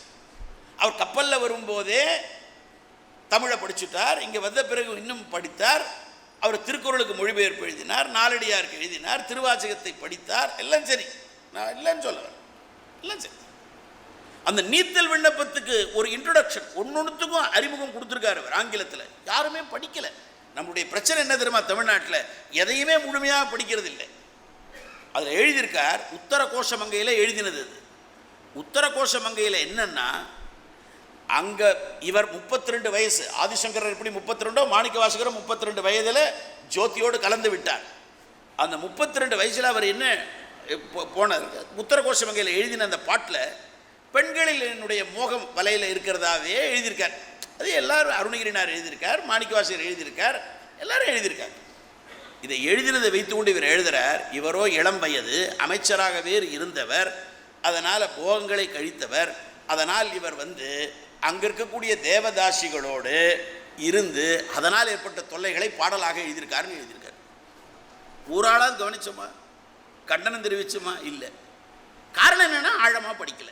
திருமூலர் 3000 பாடல்ல அவர் சொல்ல வந்த விஷயம் என்ன அப்படின்னு சொன்னா, வேதம் தான்பா, வேதம் சொல்வது பிரம்மம், அந்த பிரம்மம் என்பது இந்த சக்தி தான் மாயா, அதனுடைய காரியம் விஷ்ணு, இந்த மூணுத்துக்கும் சிவனோடு ஒக்கும் தெய்வம் வேறில்லைன்னா விஷ்ணு சகஸ்ரநாமத்திலே 27வது நாமம் சிவன் தான். அப்ப சிவனும் விஷ்ணுவும் வேறில்லை, அந்த பிரம்மத்தை நாம் நினைத்து கொள்ள வேண்டும். எல்லா இடத்துலையும் அந்த பரம்பொருள் தான். பரம்பொருள் எப்படி இருக்கு? எல்லா இடத்துலையும் இருக்கு. எல்லா இடத்துலையும் இருக்கிறது எனக்கு தெரியலையே. ஏன் தெரியல? நீ மரத்தை பார்த்தால் யானை தெரியாது, யானையை பார்த்தால் மரம் தெரியாது, நகையை பார்த்தால் தங்கம் தெரியாது, தங்கத்தை பார்த்தால் நகை தெரியாது. இப்போ உலகத்தை பார்க்கிறோம், உலகத்திலே இறைவன் இருக்கிறான், அந்த இறைவன் தெரிய மாட்டேங்கிறான். ஏன்? இந்த உலகத்தை இறைவன் எங்கோ இருந்து ஆட்சி செய்கிறான் என்று நினைத்து கொண்டிருக்கிறோம். அப்படி நினைத்தால் அதற்கு வேதாந்த சொல்கிறது மித்யா. மித்யா என்பதற்கு என்ன உதாரணம்? காகிதத்திலே வரைந்த பானை, காகிதத்திலே வரைந்த ஆபரணம். இப்போ நகைக்கடையில் வெளியில் இருக்கக்கூடிய எந்த விளம்பர நடிகையோ அல்லது அந்த பெண்ணோ அணிந்திருக்கக்கூடிய நகையை யாராவது எடுத்துன்னு வருவோமா? வரமாட்டோம். ஏன்? அது பயன்படாது. அதுபோல இந்த மித்யா என்பது, இந்த உலகம் ஆண்டவனை விட்டு தனியாக இருக்கிறது, ஆண்டவன் எங்கேயோ இருக்கிறான். அப்படி இல்லை. உலகமே எல்லாம் இறைவன் என்று சொன்னால், உலகத்தில் இருக்கக்கூடிய இந்த உடம்பு இருக்கிறதே, சிருஷ்டி இருக்கிறதே, இதுவும் தானே அந்த பஞ்சபூதங்களிலால் ஆன இதுவும் இறைவனுடைய படைப்பு தானே. அப்ப இறைவன் இங்கேயும் இருக்கிறார், இறைவன் உள்ளும் இருக்கிறார், இறைவன் வெளியிலும் இருக்கிறார். புறத்தும் உள்ளன், அகத்தும் உள்ளன் இறைவன். எல்லா இடத்திலும் இருக்கார், சர்வ வியாபியா இருக்கார், எங்கும் இருக்கிறார் எம் இறை. அப்போ எங்கும் இருக்கிறார் என்று சொன்னால் உனக்கு பகவான் தெரிவார். புறத்தும் இல்லை அகத்தும் இல்லை என்றால் தெரிய மாட்டார். இதை கண்ணதாசன் அப்படியே எழுதிட்டான். தெய்வம் என்றால் அது தெய்வம், வெறும் சிலை என்றால் வெறும் சிலைதான், உண்டு என்றால் அது உண்டு, இல்லை என்றால் அது இல்லை. புறத்தும் உள்ளன் அகத்தும் உள்ளன் எம் இறை என்றால் புறத்தும் தெரிவான் அகத்தும் தெரிவான். புறத்தும் இல்லை அகத்தும் இல்லை என்றால் உனக்கு தெரிய மாட்டான். அப்ப இறைவனை தெரிந்து கொள்வது வாழ்க்கையின் லட்சியம். இறைவனை தெரிந்து கொள்வதற்கு இறைவன்தான் எல்லாமாக இருக்கிறான் என்கின்ற முதல் விஷயம். இறைவன் எல்லாமா இருக்கிறான், இறைவன் எங்கும் இருக்கிறான் அப்படின்னு சொன்னா எனக்கு ஏன் தெரியல? இப்பதான் அடுத்த விஷயம். தன்னை தெரிந்து கொள்ளணும்னு சொல்றீங்களே, எனக்கு இறைவனே தெரியலையே. ஏன் தெரியல? ஒரே விஷயத்தினால தெரியும். என்ன? மனம் அழுக்கா இருக்குப்பா. கண்ணாடி அழுக்கா இருந்தா முகம் தெரியாது. அழுக்கா இருக்கு, ஜீவன் அழுக்கா இருக்கு. அந்த அழுக்கினால்தான் பிறந்திருக்கிறோம். நம்முடைய பிறப்பே அதனால தான். அதனால சொல்றார், பின்னை நின்று என்னே பிறவி பெறுவது. இனிமேல் நம்ம நினைச்சு பிறந்தாச்சு, இனிமேல் யோசனை பண்ண முடியுமா? இந்த அப்பாவுக்கு பிறக்கணும், இந்த அம்மாவுக்கு பிறக்கணும்லாம் முடிவாய் வந்தாச்சு. பின்னை நின்று என்னே பிறவி பெறுவது.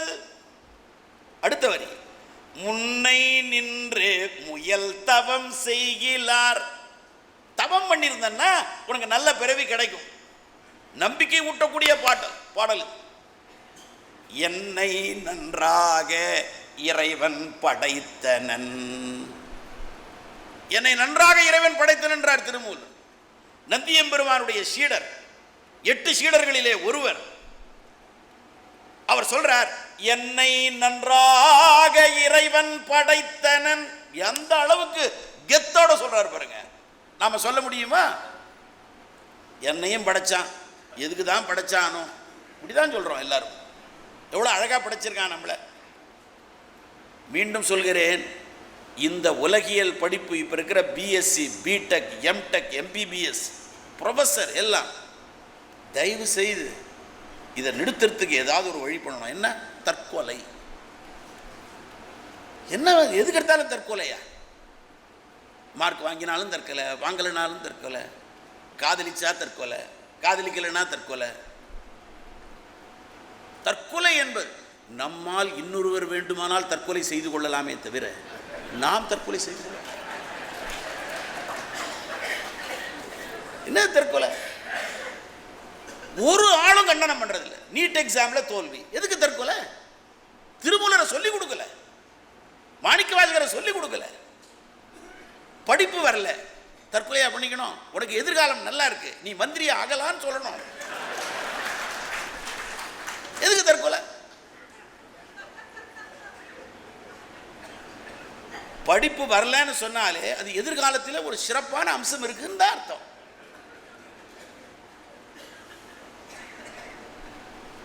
இந்த தற்கொலை அதிகமாவதற்கு காரணம் என்ன தெரியுமா? இந்த படிப்புல தன்னம்பிக்கை ஊட்டல. ஒரு 4 வரி பாட்டு என்ன தன்னம்பிக்கை பாருங்க திருமூலர். பின்னை நின்று என்னே பிறவி பெறுவது. இப்போ வருந்தி என்னப்பா பிரயோஜனம்? என்ன பண்ணிருக்கணும்? முன்னை நின்று முயல் தவம் செய்கிறார்.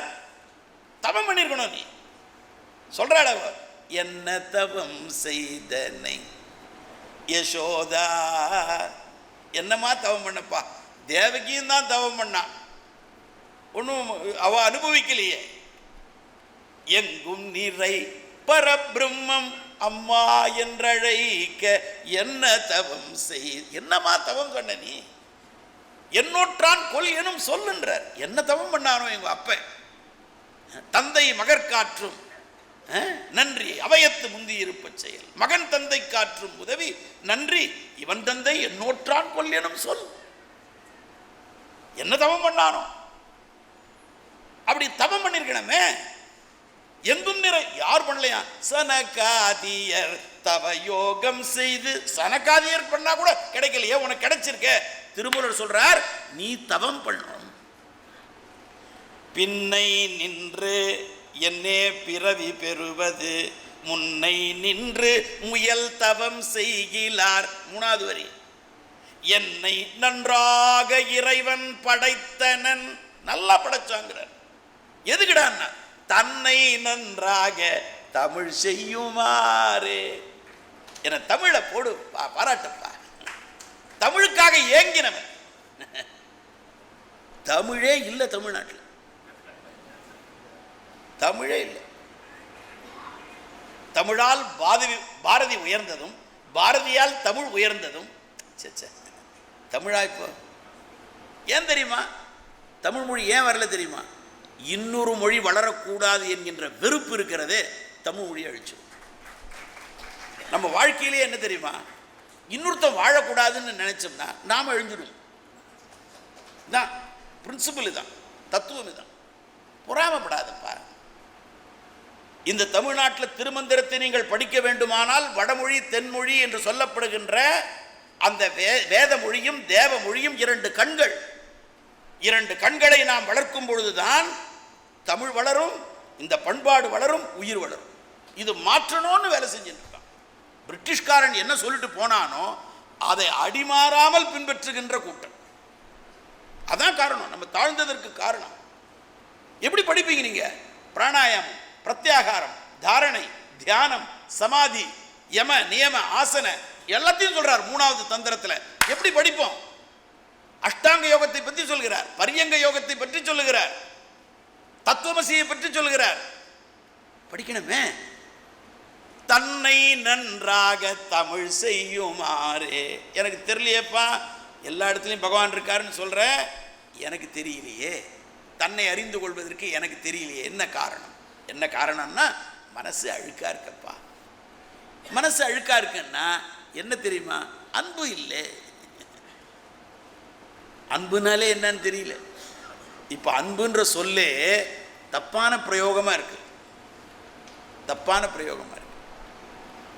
அன்புனா என்ன? அன்பும் சிவமும் 2 என்பர் அறிவிலார். பகவான் வேற அன்பு வேற அப்படின்னு சொல்லுவாங்களாம். அன்பும் சிவமும் 2 என்பர் அறிவிலார். அன்பும் சிவமும் 2வது ஆறும், அன்பும் சிவமும் 1வது ஆறும் அறிகிலார். அன்பும் சிவமும் 1பா, அன்பும் சிவமும் 2 இல்லை, எல்லாம் 1 தான். அன்பும் அதுதான், சிவமும் தான். அன்பே சிவமாவது ஆறும் அறிகிலார். அன்பே சிவமாவது ஆறும் அறிந்த பின் அன்பே சிவமாய் அமர்ந்திருப்பாரே. இந்த இடத்துல ஒன்று புரிஞ்சுக்கணும். இப்போ அன்பு சிவம்னு சொன்னால் நாம் என்ன சொல்லிட்டு இருக்கோம்? அன்பு தான்ப்பா சிவன். அப்போ அன்புக்கு அர்த்தம் தெரியணும். 3 சொற்களை இப்போ பயன்படுத்த போகிறோம், நாம் சிந்திக்க போகிறோம். ஒன்று ஆசை, இரண்டாவது சொல் அன்பு, மூன்றாவது சொல் அருள். ஆசை, அன்பு, அருள். அன்பை சொல்ல ஒரு வழி, அழகான வழி. 4 பேர் குடு அப்படின்னு கொடுப்பா. தீபாவளி, ஒரு ஏழை மக்கள் இருக்காங்க, இல்லை ஸ்வீட் வாங்கி கொண்டு போய் கொடுப்பா. ஸ்வீட்டே பார்த்தது கொடு. அன்பை சொல்ல அழகான வழி. இப்போ ஆசை என்ற சொல், அன்பு என்ற சொல், அருள் என்ற சொல் 3 இருக்கு. திருமூலர் என்ன சொன்னார்? அன்பும் சிவமும் 2 என்பர் அறிவிலார். 2 தனித்தனி. அன்பே சிவமாவது ஆறும் அறிகிலார். அன்பே சிவமாவது ஆறும் அறிந்த பின் அன்பே சிவமாய் அமர்ந்திருப்பாரே. 3 சொல் சொல்லியிருக்கோம். ஆசை, அன்பு, அருள். ஆசை அருமின்கள், ஆசை அருமின்கள் ஈசனோடு ஆயினும் ஆசை அருமின்கள். இப்போ ஆசைனா என்ன, அன்புனா என்ன, அருள்னா என்ன? தெளிவாக புரிஞ்சுக்கணும். ஆசை என்பது, எனக்கு ஆசை இருக்கா, அன்பு இருக்கா, அருள் இருக்கா, எப்படி தெரிஞ்சுக்கிறது? 3 தான். ஆசை என்றால் தன்னை பற்றியது. ஒரு மனைவி கணவனிடத்திலிருந்து எனக்கு என்ன கிடைக்கும்னு சொன்னா அந்த மனைவி ஆசை உள்ளவள். கணவன் தன் மனைவியினிடத்திலிருந்து எனக்கு என்ன கிடைக்கும்னு நினைச்சான்னா அவன் ஆசை உள்ளவன். ஒரு மனைவி கணவனுக்கு நான் என்ன செய்யணும்னு நினைச்சா அன்பு. கணவன் மனைவிக்கு நான் என்ன செய்யணும்னு நினைச்சா அன்பு. பெற்றோர்கள் குழந்தைகளுக்கு என்ன செய்யணும்னு நினைச்சா அன்பு. பிள்ளைகள் நமக்கு என்ன செய்வார்கள் திருப்பின்னு நினைச்சா ஆசை. நாட்டு மக்கள் அரசாங்கத்திற்கு எப்படி உதவியாக இருக்க வேண்டும், மன்னனுக்கு உதவியாக இருக்க வேண்டும் என்று நினைத்தால் அன்பு. அவன் எத்தனை ரூபாய் கொடுத்தாலும் வாங்கிக்கிறது எல்லார்கிட்ட இருந்து நினைச்சா அது ஆசை. இப்ப எல்லா மக்களையும் ஆசையை நோக்கி விரட்டி கொண்டிருக்கிறது இந்த வணிக யுகம். எல்லாம் ஒரு புடவை வாங்கினால் இன்னொரு புடவை இலவசம்னா ஆசை. எல்லா ஆசைக்கு வயப்பட்டிருக்கோம். எல்லாரும் முழு வியாபாரம், எல்லாம் கல்வியே வியாபாரம். வியாபாரம் ஆயிடுது, எல்லாம் வியாபாரம். வியாபாரம் என்பது ஒன்றை வாங்கினா இன்னொன்று கிடைக்கும்னா, எனக்கு ஒன்று கிடைக்கும்னா ஆசை. அப்ப ஆசை என்பது தன்னை பற்றியது. நல்லா புரிஞ்சுக்கணும். அன்பு என்பது அடுத்தவரை பற்றியது. எதையும் எதிர்பார்க்காத தன்னளிப்பே அன்பு. எதையும் எதிர்பார்க்க, அதான் சொன்னேன், கடமையை செய்ததற்காக புகழை எதிர்பார்ப்பது அறத்தை இழிவுபடுத்துவதா. அவன் கடமை அது. எம்எல்ஏ வந்தார்னா இந்த கிராமத்துக்கு இந்த ஊருக்கு நல்லது செய்யணும். ஒரு பஸ் நிற்கிற இடத்துல ஒரு கொடை போட்டு அதில் கொட்டை இடத்துல போட்டிருக்கான். இவர் எம்பி ஆன காலத்தில் இந்த நிழற்கொடை யார் வீட்டு பணத்தில் போட்ட? நீ மாமனார் வீட்டு பணத்தில் போட்டிருந்தா அதுவே தப்பு. மக்கள் வரி பணத்தில் தான் நீ போட்டிருக்க. மக்களுக்கு தான் அதை அர்ப்பணிக்கணும். என்ன அநியாயம் பாருங்க. ஆசை, ஆசை என்பது தன்னை பற்றியது, அன்பு என்பது அடுத்தவரை பற்றியது. இப்ப அன்புக்கு மேல அருள் தானே. அருள் என்பது என்ன? அனைவரை பற்றியது. ஆனா என்ன துரதிர்ஷ்டம்னா, இப்ப வள்ளலாருக்கு இருந்தது அருள். வாடிய பயிரை கண்ட போதெல்லாம் வாடினேன். ஒரு பயிர் வாடித்தனே இவர் வாடுறார். அப்படின்னா ஒரு வீடா போறானா, பவதி பிக்ஷாந்தேகி பவதி பிக்ஷாந்தேகின்னு. வீடு தோறும் இறந்தும் பசி அறாது அயர்ந்த வெற்றரை கண்டு உளம் பதைத்தேன். பதைக்கிறான். ஐயோ உனக்கு சாப்பாடு. அதனால தான் அன்றைக்கு வள்ளலார் ஏற்றி வைத்த ஜோதி இன்றைக்கும் எரிந்து கொண்டிருக்கிறது. ஜீவகாருண்யம் என்று பெயர். அதான் சொல்றார் இவர். யாவர்க்குமாம் உண்ணும் போது ஒரு கைப்பிடி குடுறா. இந்த நாடு எந்த அளவுக்கு ஒரு ஜீவோ போடல, அரசாணை போடல, சமைச்சா காக்காய்க்கு கொடுக்கணும். இதாங்க இந்த நாடு. இதுக்கு என்ன ஜிஓ போட்டாங்களா? கவர்மெண்ட் ஆர்டர், நாளை முதல் யாரும் காக்கைக்கு போடுவோம். என்னது இந்த நாடு? ஒரு ஜிஓ இல்லாம காக்காய்க்கு சாப்பாடு போட்டாங்க. காக்கை கரைந்து உண்ணும் காலம் அரிமீனே, திருமூலர். ஆர்க்கும் இடுமின், எல்லாருக்கும் கொடுப்பா, எல்லாருக்கும் கொடுன்னு சொல்றதுல முன்ன வள்ளலார் நினைக்கணும். வள்ளலார் மக்களை இரண்டாக பிரித்தார். 2 இனம் வள்ளலாருக்கு. ஒன்று புற இனத்தார், இன்னொன்று அக இனத்தார். அக இனத்தார்னா என் ஆள், புற இனத்தார்னா வெளியில் இருக்கிற ஆள். எங்கள் ஆள் இல்லை. அது யார்?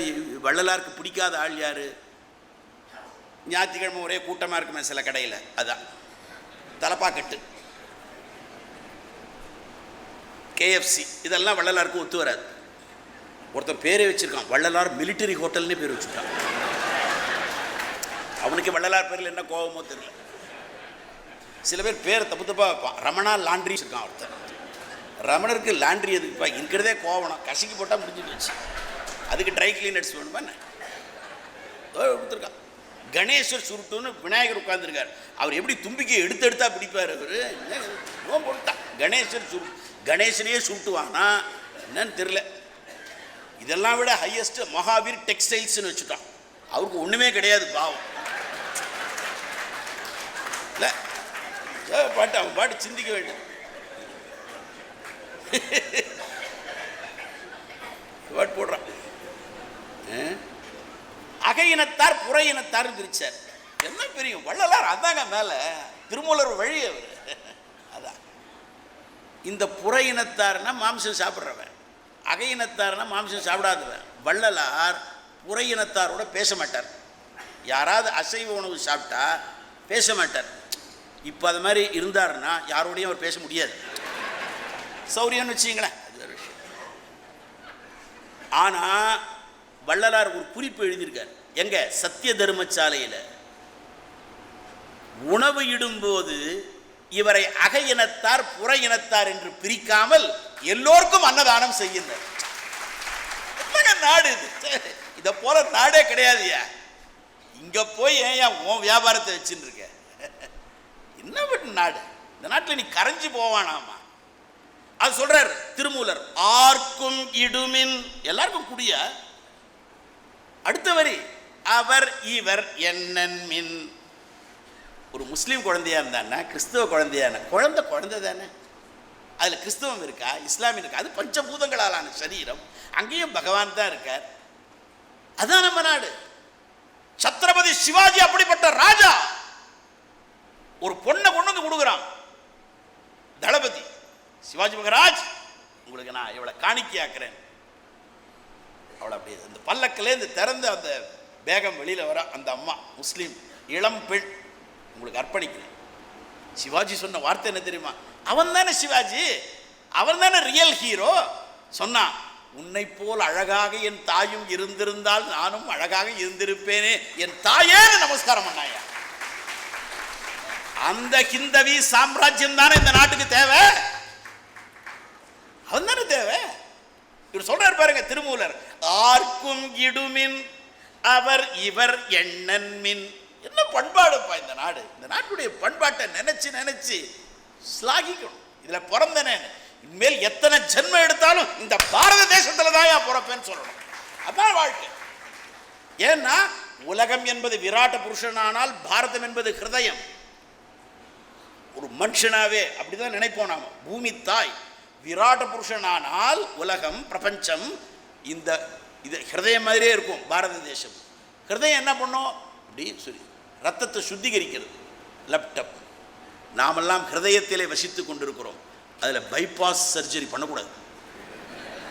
ஒழுங்காக ஹிருதயத்தை வச்சிருந்தா பைபாஸ் சர்ஜரி நடக்காது. என்ன பைபாஸுக்கு என்ன தேவை? ஆர்க்கும் இடுமின் அவர் இவர் எண்ணன் மின். பிரிக்காது. அதுக்கு அடுத்தது பாருங்க, வேட்கை உடையீர்.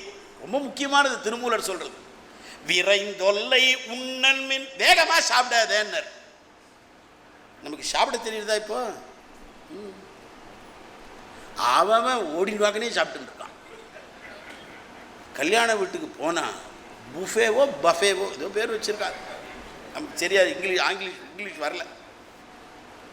அவன் இப்படி நீட்டுறான், ஏன்றான். அவன் போடுறவன் இருக்கானே நம்மளை விட மோசமாக இருப்பான் போல இருக்கு இவன் அப்படின்னு. உட்கார்ந்து சாப்பிட்றதில்ல. உட்கார்ந்து சாப்பிட்ற இடத்துல என்ன பிரச்சனைன்னா, இலை போட்டு எல்லாத்தையும் ஏற்கனவே பரிமாறிட்டான். ஒரு அவியல் வடை அது இதெல்லாம், அந்த சோறு மட்டும் போடலவன். இவன் இந்த தாலி கட்டின உடனே இவன் நேராக கிடுக்கிடுன்னு மேலே போகிறான். எல்லாம் பரிமாறி இருக்கா போட்டான். இலையில் ஏற்கனவே பரிமாறி இருந்தால் அதற்கு பெயர் படையல் என்று பெயர். அது ஏற்கனவே மேலே போனவனுக்கு அப்படி செய்யறது. நம்ம அனைவரையுமே பித்ருஸ்தானத்தில் தான் வச்சுருக்காங்க. உட்கார்ந்த பிறகுதான் ஏன் போடணும். திருமூலர் சொல்றார். திருமூலர் என்ன சொல்லலன்றீங்க? அடப்பண்ணி வைத்தார். சாப்பாடெல்லாம் பண்ணி வச்சாலும் கணவன் சொல்லிட்டு போனானா என்னென்ன பண்ணுமா, கீரை துவையல் அது இது. இப்போ அதெல்லாம் சொல்கிறதுக்கே இல்லை. ஸ்வகி அவ்வளோதான். நீங்கள் பார்த்து போய்க்கிங்க, நான் ஆஃபீஸ்லேயே பார்த்துக்கிறேன். என்ன ஒன்றுன்னா இப்போ ஸ்வகிலேருந்து தோசையோ இட்லியோ வருது. நாளைக்கு என்ன பண்ணும், அது வந்து ரொம்ப கஷ்டம்ப்பா, நீயே ஊட்டி விட்டு போயிடு. அவன் அதுவும் பண்ணிடுறாங்க. அதுக்கு சர்வீஸ் சார்ஜ் ஒன்று, ஜிஎஸ்டி கிடையாது. சமையலே இல்லைப்பா, சமையலே கிடையாது. முறுக்கு பண்ணுன்னா தெரியாது, முறுக்கின்ட்டு தான் இருப்பார். முறுக்கு, சீடை, பணியாரம், நம்ம நாட்டு அதிரசம் ஒன்றும் தெரியாது. திருப்புகழ் படித்தா தெரியும், அவ்வளோதான். அடப்பண்ணி வைத்தார். 4 வரியில் என்ன அழகாக சொல்லிட்டார் திருமூலர். அடப்பண்ணி வைத்தார், அடிசில் உண்டார். அப்போல்லாம் காலையில் சாப்பிட மாட்டான். இப்போ காலையிலேயே டிஃபனு, பொங்கல், பூரி எல்லாத்தையும் சாப்பிட்டா எப்போ பஜ்ஜி எடுக்கும்? 3 மணிக்கு சாப்பிடுவான். 3 மணிக்கு எப்போ சாப்பிட்ணுன்னா, பித்ருக்களுக்கு செய்யும்போது தான் 3 மணிக்கு சாப்பிட்ணும். அதுக்கு பேர் அபராண்ண போஜனம்னே பேர், அந்த காலத்துக்கே பேர். இன்னைக்கு இவனுக்கு எப்பயுமே அபராண்ண போஜனம். பித்ருக்களுக்கு காரியம் பண்ணும்போது பித்ருக்கள் வருதே இல்லை. ஏன்னா இவர் எப்போ ஐயர் வராரோ அப்போ இவர் பண்ணுறார். ஐயர் சொன்னார் எனக்கு காலையில் 5 மணிக்குன்னார். 5 மணிக்கு இவன் பண்ணிடுறான் பித்ரு அவன் ரிலீஸ் பண்ணவே இல்லை பித்ருலோகத்திலேருந்து. அதுக்குள்ளேயே இவன் 5 மணிக்கு எல்லாத்தையும் முடிச்சுட்டான். பித்ருக்கள் வந்து எங்கே சாப்பிட்றது? இவன் தான் பித்ருக்களுக்காக இவனே பித்ருவாயிட்டானே, சாப்பிட்டுட்டே இருக்கான். சாப்பிடக்கூடாது. அப்போல்லாம் காலையில் கஞ்சி நீராகாரம் சொன்னா மனைவி கிட்ட அடப்பண்ணி வைத்தார். சரி, வந்தான் மதியம், கால் கழுவ தண்ணி கொடுத்தார். கால் கழுவணும் சாப்பிட்றதுக்கு முன்னாடி, சாப்பிட்ட பிறகு கால் கழுவணும். ராத்திரி படுக்கும்போது கால் கழுவினாலும் தொடச்சிக்கணும், ஈரத்தோடு படுக்கக்கூடாது. வந்தான், அடிசில் உண்டார். பலகையில் உட்கார்ந்து சாப்பிடணும், கால் மடித்து சாப்பிடணும். இப்போ எல்லாருக்கும் டேபிள் பழக்கமாகி போச்சு, எல்லாருக்கும் பழக்கம். அப்படியே டேபிள் இருந்தாலும் அந்த நாற்காலியில் மடிச்சு இப்படி இப்படி உட்கார பழகணும். இல்லைன்னா இதுக்கு 3000 rupees வெளிநாட்டிலேருந்து வந்து கற்றுக் கொடுப்பான். அதுக்கெல்லாம் இப்போ கஷ்டம், மேல் சொல்ல முடியாது. அடிசில் உண்டார். அடுத்த வரி 4 வரியில் பாருங்க.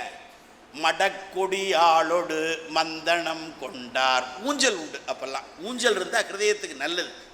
அந்த ஊஞ்சலையும் நம்மால் மாற்றி ஒரு கூடை மாதிரி பண்ணிவிட்டான். அது இப்படி இப்படி போகிறது. அது ஒன்றுத்துக்கும் அது ஒத்த தலைவலி தான் வரும், மைக்ரேன் தான் வரும். ஊஞ்சல்னா 4 பக்கம் இருக்கணும் அழகாக. இவன் ஊஞ்சலில் உட்காந்து ஆடின்னு இருக்கான். அவள் வெத்தலை பாக்கு சுண்ணாம்பு மடித்து கொடுத்துட்டுருக்கான். மந்தனம்னா ஆலோசனை. என்னங்க பொண்ணு கல்யாணம் பண்ணணும், இவன் வந்தாங்க, அத்தை வந்தாங்க, இப்படி இதெல்லாம் கணக்கெல்லாம் சொல்லின்னு இருக்கா. அவன் அப்படியே ஆடின்னு வாக்குன்னு அப்படி. இப்படிலாம் நடக்குமான்னு நினைக்காதீங்க. என்னங்க எங்கள் வீட்டில் அப்படி இல்லையே, அவள் தான் உட்காந்துருக்கா, நான் நின்றுருக்கேன். அதெல்லாம் நான் திருமூலர் காலத்துலேருந்து சொல்லிட்டு இருக்கேன். அடப்பண்ணி வைத்தார், அடிசில் உண்டார், மடக்கொடியாளோடு மந்தனம் கொண்டார். அப்படி பேசிகிட்டே இருந்தானே. வந்தான், சாப்பிட்டான், அவள் அழகாக சமைச்சு வச்சான், போட்டான். அப்புறம் ஆலோசனை ஊஞ்சல் ஆடின்னு இருக்கான். வெத்தலை பாக்கு மடித்து கொடுத்து பேசிகிட்டே இருந்தான். செல்லம் அப்படின்னா என்னங்கன்னா வலிக்கிறது என்ன? இடப்பக்கத்தே இறை நொந்தது என்றார். வலிக்கிறதம்மா அப்படின்னா இருங்க இருங்கன்னு ஒரு தலையணை எடுத்துன்னு வந்தா.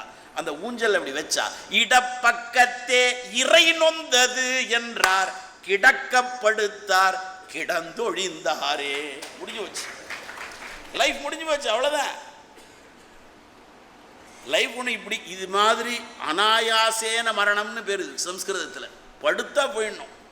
75 நாள் அப்போலோவில் இருந்து அப்புறம் போகிறது அதெல்லாம் ஆபத்து, கட்டம். அதனால சில பேர் அப்போலோவே போறதில்லை, ஏன்னா பேரே போட்டிருக்கான் அப்போலோ. இது பிரார்த்தனை பண்ணணும். அனாயாசேன மரணம் வினாதீன்யேன ஜீவனம் தேஹிமே கிருபையா சம்போ தொய் பக்தி. உங்ககிட்டத்துல மறக்கக்கூடாதுப்பா ஒன்று. அப்துல் கலாமுக்கு கிடைச்சதுங்க, மகானவர். உள்ளத்தால் பொய்யாது ஒழுகின் உலகத்தார் உள்ளத்துள் எல்லாம் உளன். அபுல் பக்கீர் ஜெயினுலாபுதீன் அப்துல் கலாம் அவருக்கு தான். அவர் இந்த பாரத பண்பாட்டினுடைய மூத்த மகனாக இருந்தார். அற்புதமான மனிதர், அற்புதமான மனிதர், கீதையை படித்தவர். அதனால சொல்றார், வேட்கை உடையீர் விரைந்தொல்லை உண்ணன்மின். வேக வேகமா சாப்பிடாது. எப்படி சொல்றாரு பாருங்க திருமூலர். ஆர்க்கும் இடுமின் அவர் இவர் எண்ணன் மின். இன்னும் நேர் பார்க்காதப்பா, எல்லாருக்கும் சாப்பாடு கொடு. வேட்கை உடையீர் விரைந்தொல்லை உண்ணன் மின். பார்த்திருந்து உண்மின் பழம்பொருள் போற்றன் மின். பார்த்திருந்து யாராவது வராங்களான்னு பாருப்பா, யாருக்காவது சாப்பாடு போடு தினசரி. இதுதான் நம்ம வாடிக்கை. பழம்பொருள் போற்றன் மின். அப்படியே அந்த ஃப்ரிட்ஜில் வச்சு அந்த சட்னி சாம்பார் அதெல்லாம் வச்சு அவன் பாப்பா, அது நாய்க்கு போட்டிங்கன்னா எந்த நாயும் சாப்பிடாது. இல்லையே எங்கள் வீட்டுக்காரர் சாப்பிட்றாருன்னா அது நீங்கள் வீட்டுக்கு போய் தனியாக பேசிக்கணும். பார்த்திருந்து உண்மின் பழம்பொருள் போற்றன் மின். பழம்பொருள் போற்றன் மின்னா மூத்தவங்க கொடுத்ததுன்னு சேர்த்து வைக்காத, குடு 4 பேருக்கு எடுத்து. அதான் சொல்றார், யாம் பெற்ற இன்பம் பெருகையும் வையகம். எல்லாருக்கும் குடுடா, எடுத்து குடு. 4 பேருக்கு குடு. போன பிறகு என்ன பண்ண போற? வேற யாரோ கிளைம் பண்ணுவான், அது ஏன் பங்களா, இது ஏன் சொத்து அப்படின்னு கிளைம் பண்ணுவான். எல்லாம் குடு, இருக்கும் போதே குடு 4 பேருக்கு. தானம் தான் உன்னை காப்பாற்ற போறது, தர்மம் தான் உன்னை காப்பாற்ற போறது. தர்மத்தினுடைய வழியில போனாதான் உனக்கு அந்த பிரம்மம் தெரியும், எதிரில் இருக்கிற பிரம்மம். இல்லைன்னா தெரியாது, அழுக்கா இருக்கு. அதான் இங்க வர்றார். ஆர்க்கும் இடுமின் அவர் இவர் எண்ணன்மின் வேட்கை உடையீர் விரைந்தொல்லை உண்ணன்மின் பார்த்திருந்து உண்மின் பழம்பொருள் போற்றன்மின் காக்கை உண்ணும் காலம் அறிந்து உய்மினே. காக்கை எப்படி சாப்பிட்றது? கூப்பிட்டு சாப்பிடல, எல்லாரையும். கிடைக்கிறதுப்பா இந்த பிறவி, இது கிடைக்கும்னு நினச்சிக்காத. மறுபடியும் இந்த பிறவி வந்தா இந்த பிறவில தான் நீ பகவான் சாட்சாத்காரத்தை இறைவனை அடைய முடியும். இந்த பிறவில பகவானை நினச்சிக்கப்பா. நீ பாட்டி எதையோ நினச்சிருந்து வாழ்க்கையை கடத்தாது. அற்புதமான விஷயம், ஒன்னொன்றும் அற்புதமான விஷயம். அப்போ பகவான் எப்போ தெரிவார்? எங்கும் இருக்கிற இறைவன் எப்போ தெரிவார்? நான் அன்பாய் இருக்கணும். ஆசை என்றால் என்ன? தன்னை பற்றியது. அன்பு என்றால் என்ன? அடுத்தவரை பற்றியது. அருள் என்றால் என்ன? அனைவரை பற்றியது. இப்போ அன்பும் சிவமும் 2 என்பர் அறிவிலார்னா அருள் தானே வரணும். அன்பு ஏன் போட்டாரீங்க அப்படின்னா நல்லா கவனிக்கணும். அன்பு என்பது தன்னடிப்பு, தன்னை தானே கிடையாது. அன்புல அது அருளா விரிவடையணும். விரிவடைந்தால் அது சிவமாகும். இங்க அன்பு என்று போட்டதற்கு காரணம், சிவம் என்கின்ற அந்த பரம்பொருள் அன்பிலிருந்து தொடங்குகிறதப்பா, அருளிலே முடிய வேண்டும். இப்போ அன்பு ஆசைக்கு என்ன உண்டு? பயம் உண்டு. ஏன்னா எனக்கு கிடைக்கணும். மனைவியிடத்திலிருந்து எனக்கு என்ன இன்பம் கிடைக்கும்? அப்பாவினிடத்திலிருந்து எனக்கு என்ன இன்பம்? அம்மாவினிடத்திலிருந்து எனக்கு என்ன இன்பம்? இந்த நாட்டிலிருந்து எனக்கு என்ன கிடைக்கும்? நாட்டுக்கு நான் என்ன செய்யணும் நினைக்கல. அம்மாவுக்கு என்ன செய்யணும் நான் நினைக்கல. அப்பாவுக்கு என்ன செய்யணும் நினைக்கல. ஆனால் அன்பு என்பது அதற்காக ஏற்படுத்தப்பட்டதுதான் குடும்பம். குடும்பம்னு ஏன் ஒரு சிஸ்டம், அதுவும் கீழே தேசங்களில் மட்டும் இருக்கு. மேலை தேசங்களில் இருந்தது, கொஞ்சம் கொஞ்சமாக போயிடுது. முதல்ல இல்லை, ஏதோ கொஞ்சம் கொஞ்சம் இருந்தால் போயிடுது. இப்போ நம்ம நாட்டிலேயும் அது சிதைந்து வருகிறது. குடும்பம் தான் நமக்கு ஆதாரம், தனிநபர் ஆதாரம் அல்ல. தனிநபர் ஆதாரம் அல்ல, குடும்பம் தான். அப்போ குடும்பத்திற்கு என்ன தேவை? அன்பு தேவை. அப்போ அன்பு இருக்கணும்னா என்ன? அடுத்தவரை பற்றி கவலைப்படணும். அடுத்தவரை பற்றி நீ கவலைப்பட்டால் பயம் கிடையாது. ஆசைக்கு என்ன உண்டு? தன்னை பற்றியது பயம் உண்டு. பயம் இருக்கிற இடத்துல என்ன தெரியுமா இருக்கும்? போட்டியும் இருக்கும். அதனால ஒரு பெண்ணுக்கு 3 பேர் போட்டிடுவோம். ஆசிட் ஊத்திறது, தற்கொலை, இதெல்லாம் தான். ஆசைக்கு 3, தன்னை பற்றியது, போட்டி உண்டு, பயம் உண்டு. அன்புக்கு என்ன கிடையாது?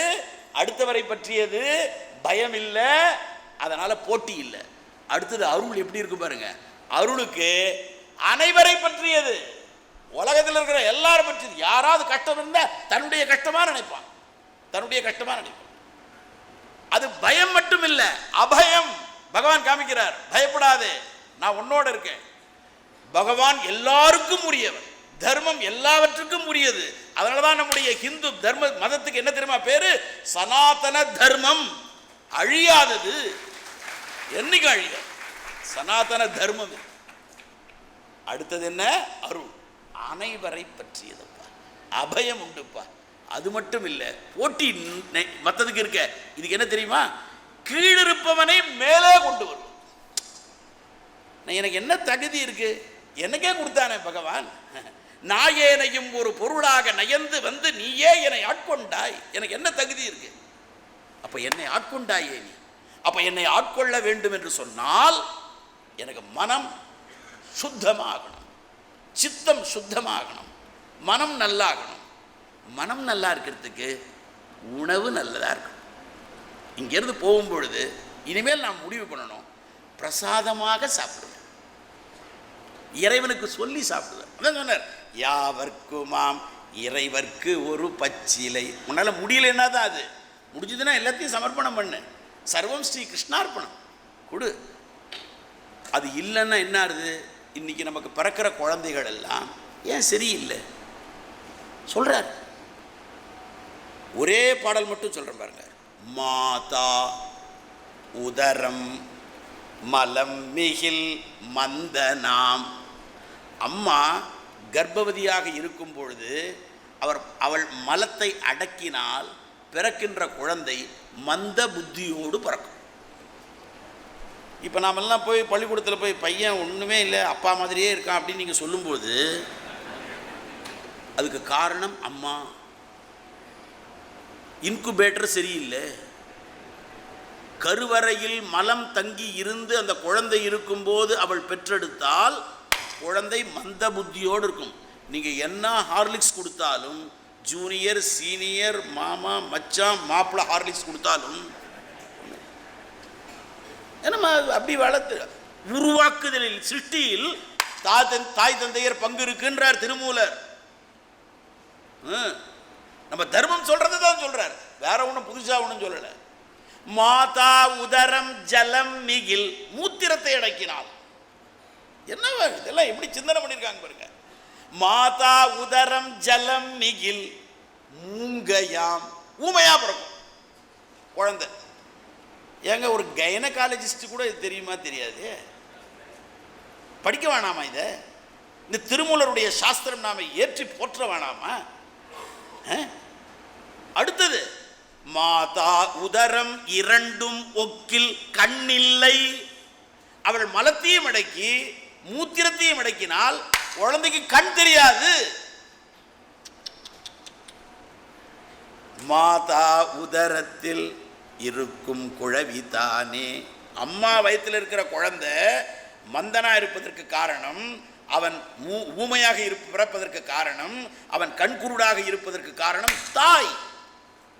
என்னங்க அம்மாவையே சொல்றீங்க, அப்பாவை சொல்லலையா? அப்பாவுக்கும் இருக்கு. ஏன் இல்லை? நீ என்ன சாப்பிடுகிறாயோ அந்த சாப்பாட்டினுடைய ஜீவ ரசம் தான் உன்னுடைய விந்து. அதனால தான் கோவிலில் வெள்ளையும் சிவப்புமா அடிச்சிருக்கான். காரணம் என்ன? சுக்ல சுரோணிதம், சிவசக்தியினுடைய உருவாக்கம் தான் சிருஷ்டி. அப்போ நீ சாப்பிடுகிற என்ன சாப்பாடு சாப்பிட்டாயோ, என்ன மனநிலையில் சாப்பிட்டாயோ அதை ஒட்டித்தான் உன்னுடைய குழந்தையினுடைய இந்த உடம்பும் அமையும். எண்ணங்கள் என்ன இருக்கோ அதுதான் வரும். அப்படின்னா மகான்கள் பிறக்கிறார். அதனால தான் மகான்கள் பிறக்கிறார்கள் என்று சொன்னால் அவர்கள் தாய் தந்தையர்கள் தவம் செய்திருக்கிறார்கள். அதைத்தான் சொன்னார் அவர். பின்னை நின்றே என்னே தவம் செய்வது, முன்னை நின்று முயல் தவம் செய்கிறார். தவம் செய்யணும்ப்பா. தவம்னா என்ன? தன்னை வருத்தி கொள்வது, மற்றவர்களுக்காக வாழ்வது. அது குடும்பத்தில் இருந்து மேலே வரணுன்றதுனால தான் முதல்ல உடல் கோவிலாக இருக்கு. உடலை நீ கோவிலா கவனி, உடம்ப கவனி பாடினார் அவர், ஓதுவார். உடம்பார் அழியின் உயிரார் அழிவர். ரெண்டுத்துக்கும் ஆறு போட்டார் பாருங்க. உடம்பார், உயிரார்.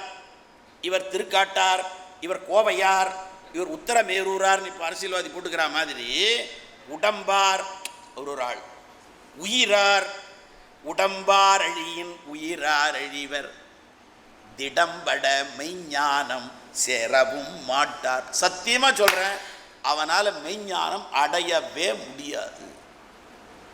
ஏன்? உடம்பு சரியிருந்தாதான் மனசு சரியா இருக்கும்.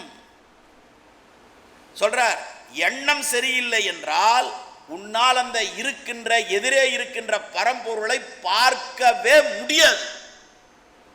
இறைவனே வரமாட்டான்.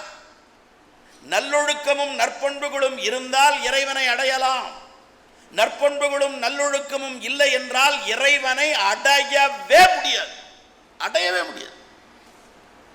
அப்ப ஞானம் வேணும்னு சொன்னா, ஞானம் என்ற வார்த்தைக்கு என்ன தெரியுமா அர்த்தம்? புரிந்து கொள்ளுகின்ற முறை அல்ல, புரிந்து கொள்கின்ற முறை அல்ல. ஞானம்ப்பா அவருக்கு நல்லா புரிஞ்சுக்கிறார். ஞானம்ன்றதுல ஞா அப்படின்னு சொன்னா விழிப்புணர்வு, அவேர்னஸ். ஜே கிருஷ்ணமூர்த்தியினுடைய பாஷையில சொல்ல போனா அவேர்னஸ், விழித்திருத்தல், பிரக்ஞை. அந்த உணர்வு தான் இறைவன். அதுக்கு அறிவு. அந்த எந்த அறிவு தெரியுமா? நாம் படிக்கிற உலகியல் அறிவு இல்லை, அறிவுள் அறியும் அறிவு. அறிவுள் அறியும் அறிவுங்கிறார் அவர் திருமூலர். அறிவுள் அறியும் அறிவு.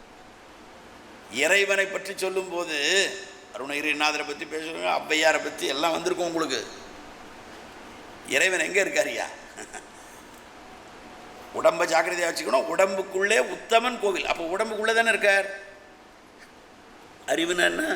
இறைவன் யாருக்கு தெரியல பாருங்க. ஸ்ருதி அப்படின்னா வேதம், வேதத்துக்கு தெரியல. சுருதி மறைகள் இரு 4 திசையின் அதிபர், 2 4 are 8 திசையின் அதிபர்கள் 8 பேர், அவனுக்கும் தெரியல. சுருதி மறைகள் இரு 4 திசையின் அதிபர் முனிவோர்கள், சொலவில் முடிவில் முக்கியாத பகுதி புருடர் நவநாதர், தொலைவில் உடுவில் உலகோர்கள். ஒருத்தருக்கும் தெரியல. எனக்கு எப்படி தெரியணும்? ஏன்னா அறிவால் நான் இறைவனை பார்க்க முடியும் என்று நினைக்கிறேனே, அறிவால் பார்க்காதப்பா. அந்த அறிவேதான் இறைவன். அறிவேதான் இறைவன். எப்படி அது? முதல்ல என்ன சொன்னீங்க? அன்பு வேணும். நீங்க இறைவன் எங்கும் இருக்கிறார்னு சொன்னீங்க. எங்கும் இருக்கிற இறைவன் எனக்கு ஏன் தெரியலன்னா, அழுக்கு இருக்கு. மனம் அழுக்கா இருக்கிறதுக்கு காரணம் தவம் பண்ணல. தவம் என்றால் இன்னொருவருக்காக அன்பு செலுத்துவது. அன்பு அருளாக முதிர வேண்டும், மற்றவர்களுக்காக இறக்கப்படணும். அதுக்காக தானம் பண்ணுன்னு சொன்னீங்க. புரியுது.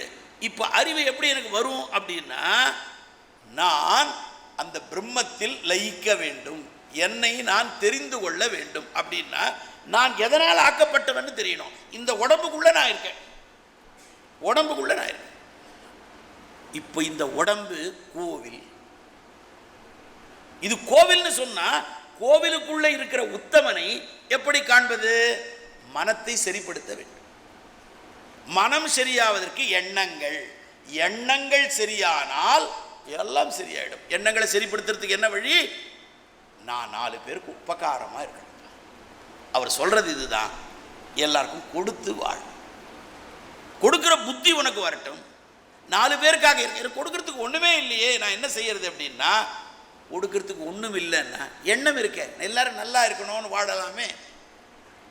அதனால சொல்றார், தன்னை அறிய வேண்டுமானால் தான் இந்த உலகத்திலே வாழ்வதற்கு தயாராக இருப்பதற்கான தர்மத்தின்படி வாழ வேண்டும். வேதத்தை விட்ட அறம் இல்லை, வேதத்தில் ஓதத்தகும் அறம் எல்லாம் உள.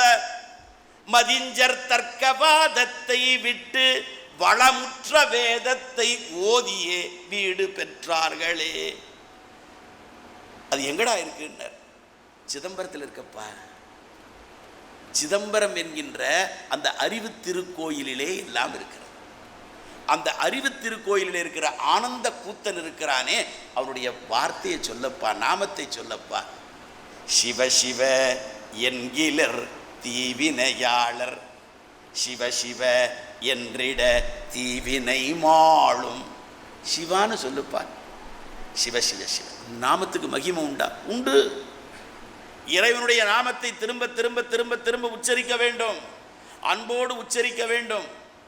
எந்த அளவுக்கு உச்சரிக்கணும்னா, அது நாமே நான் மறந்தாலும் நான் மறக்கக்கூடாதுன்னு சொல்கிறாங்க. நம்ம என்ன நினச்சிட்டு இருக்கோம்? இந்த பிறக்கிறது, பிறந்த உடனே இறக்கிறது, பிறக்கிறது இறக்கிறது, இதையே தொழிலாக வச்சுட்டு இருக்கோன்ற. தொழிலா இது? இந்த பிறவியை இதோடு முடித்து கொள்ள வேண்டும் என்ற லட்சியத்தை வைத்துக்கொண்டு வாழணும். பிறக்கிறதே தொழிலா வச்சுக்கூடாது. திருநாமம் அஞ்செழுத்தும் செப்பாராகில் நம்ம சிவாயன்னு சொல்ல முடியாது. நம்மளால சொல்லலாமே. நம்மக்கிட்ட என்ன தெரியுமா இருக்க பிரச்சனை? எல்லாம் விவாதம் பண்ணுவோம். ஒரு ஜபம் பண்ணுன்னா பண்ணவே மாட்டோம். இங்கே வந்திருக்கிறதுல உபநயனமானவர்களும் இருப்பீங்க, அந்தணர்கள். ஏன் அந்தணர்களை பற்றி சொல்கிறேன்னா, பார்ப்பானை பற்றி சொல்லியிருக்காரு அவர் திருமூலர். பார்ப்பான் அகத்திலே பால் பசு 5 உண்டு. பார்ப்பான்னா எல்லாருமே தான். அவர் அந்தணர் பெருமைன்னு தனியாக எழுதியிருக்காரு, வேதத்தின் சிறப்பு தனியாக எழுதியிருக்காரு. என்னென்ன பூணல் போட்டிருக்கோம், சந்தியாவந்தனமே பண்ணப்படுது. அந்த பூணல் போடுறதுக்கான உபநயன செலவு 1 லட்சமாக இருக்கும். அதுக்கு வீடியோக்காரன் வந்து பார்த்து எடுத்து, அன்னைக்கு சந்தியாவந்தனத்தை தியாகம் பண்ணது அவன் வாழ்க்கையிலே பண்ண மாட்டான். இறைவன் கொடுத்த ஒரு தர்மத்தை நீ பின்பற்றலைன்னா உன்னை யார் மதிப்பான்? நாம எல்லாரும் பேசுவோம், என்ன இருந்தாலும் அமித்ஷா அப்படி பண்ணிடக்கூடாது சார். நீ அமித்ஷா ஆக போறதில்லை, நானும் ஆக போறதில்லை. நம்மளுடைய புலன்களை எல்லாம் நம் கட்டுக்குள் வைத்திருக்க வேண்டுமே. வைத்திருக்கிறோமா? காரணம், அதுக்கு ஜபம் பண்ணுறதுக்கு நமக்கு நேரம் இல்லை. ஒருத்தர் சொன்னார் எனக்கு, சார் இதெல்லாம் முடியல சார், நான் மானசீகமாகவே மனசிலே காயத்ரி சொல்லிடுவேன். காயத்ரி மந்திரத்தை பற்றி சொல்லியிருக்கார் திருமூலர். மனசிலே சொல்லிடுவேன். பரவாயில்லையா? என்ன மனசிலே சொல்கிறதுல எந்த தப்பும் இல்லைப்பா, அவசியம் சொல்லலாம். ஆனால் வீட்டுக்கு போய் தோசையையும் உப்மாவையும் மனசிலேயே சாப்பிட்டுடணும். தோசை உப்மா மட்டும் சாலிடாக வேணும், அது மட்டும் மனசிலே பண்ணுவியா? உனக்கு மனசிலே பண்ணக்கூடிய தைரியம் இருந்தா பண்ணு. பண்ண மாட்டோம், யாரும் பண்ணுறதில்லை. நல்லா ஞாபகம் வச்சுங்க. நம்ம ஏதோ ஒரு வேகத்திலே போய்கொண்டு இருக்கிறோமே தவிர நாம உண்மையா ஜபம் பண்ணணும்னு உட்கார்றதே இல்லை. ஜபத்தை ஆரம்பிக்கணும். ஓம் சிவாய நமக, சிவாய நமக, சிவாய நமக, சிவாய நமக, நம சிவாய, நம சிவாய. நமக்கு என்ன இஷ்ட தெய்வமோ, என்ன கஷ்டம் அதில் வரும்னு தெரியுமா? ஜபம் பண்ணுறது ரொம்ப நல்லது. ஏன் தெரியுமா? ஓம் நம சிவாய, ஓம் நம சிவாய அப்படின்னு நீங்கள் ஆரம்பிக்கும் போது தான் ஒரு பாட்டு ஒன்று வரும். கண்ணான கண்ணே கண்ணான கண்ணே இது சா. மூணாவது ஓம் நம சிவாய. வத்த குழம்பு தீர மாதிரி காசு. கண்ணான கண்ணே வந்தாச்சு, அப்புறம் இது வந்தாச்சு. அதுக்குள்ள ட்ரிங்குன்னு அடிப்பான், ஒரு செல் அடிக்கும், முடிஞ்சது கதை.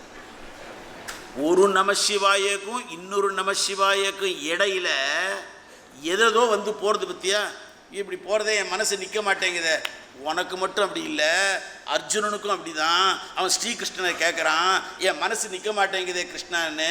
அவர் சொல்கிறார், காற்று படுகின்ற இடத்திலே தீபம் இருந்தால் காற்றினால் எப்படி தீபம் அலைகிறதோ அப்படித்தான்ப்பா மனசு இருக்கும். அதை பயிற்சி செய்து செய்து செய்து அதை அடக்கணும். கண்ணாடி பேழைக்குள்ள அந்த தீபம் இருந்தால் அடங்கிடும். அதனால் நீ முதல்ல சொல்லு. நீ உட்காரவே மாட்டேங்கிறிய, தினமலர் டீ கடை பெஞ்ச மாதிரி நீ டிஸ்கஸ் பண்ணிட்டு இருக்கிய. முதல்ல நான் ஜபம் செய்வேன், மந்திரம் சொல்வேன். இந்த மந்திரம் சொல்லுகின்ற பயிற்சி இன்னிலிருந்து எடுக்கணும். இந்துக்களுடைய பலம் அனுஷ்டானத்தில் இருக்கிறது, கிறிஸ்தவர்களுடைய பலம் பணத்தில் இருக்கிறது, இஸ்லாமியர்களுடைய பலம் வன்முறையில் இருக்கிறது. இந்துக்களுடைய பலம் எதில் இருக்கு? அனுஷ்டானம். எந்த அளவுக்கு நாம் தர்மத்தை பின்பற்றுகிறோமோ, நமக்கு முஸ்லீமாக இருந்தால் அபுல் பக்கீர் ஜெயினுலாபுதீன் அப்துல் கலாம் கிடைப்பார். இஸ்லாம் கிறிஸ்தவராக இருந்தால் நமக்கு மதுரைக்கு பக்கத்தில் டி கல்லுப்பட்டியில் ஒரு மிகப்பெரிய கிறிஸ்தவர், மகாத்மா காந்தியடிகளுடைய சீடர், இந்த பாரத பண்பாட்டிற்காக வாழ்ந்தவர், குமாரசுவாமின்னு பேர். கிடைப்பார். எல்லாரும் நல்லவங்க, எல்லாம் இந்த நாட்டில் பிறந்தவங்க. காரணம் என்ன தெரியுமா? நம் அனுஷ்டானம் குறைந்து விட்டது. அனுஷ்டானத்துக்கு ஜபம் பண்ணணும். அதனால சொல்றார், பார்ப்பான் அகத்திலே பால் பசு 5 உண்டு, மெய் வாய் கண் மூக்கு செவி. எப்படி இருக்கு? மெய்ப்பாரும் இன்றி வெறித்து திரிவன, மெய்ப்பாரும் இருந்து வெறியும் அடங்கினால். எல்லாம் ஒழுங்கா பிடிச்சன்னா பார்ப்பான் பசு 5 பாலாய் சொரியுமே. ரமண பகவான் சொன்னார், ஒன்றும் கவலை இல்லைப்பா, உன்னுடைய கூட நடத்திட்டே இரு, கொஞ்ச நேரம் உட்கார்ந்து மூச்சு காற்ற பாருப்பா.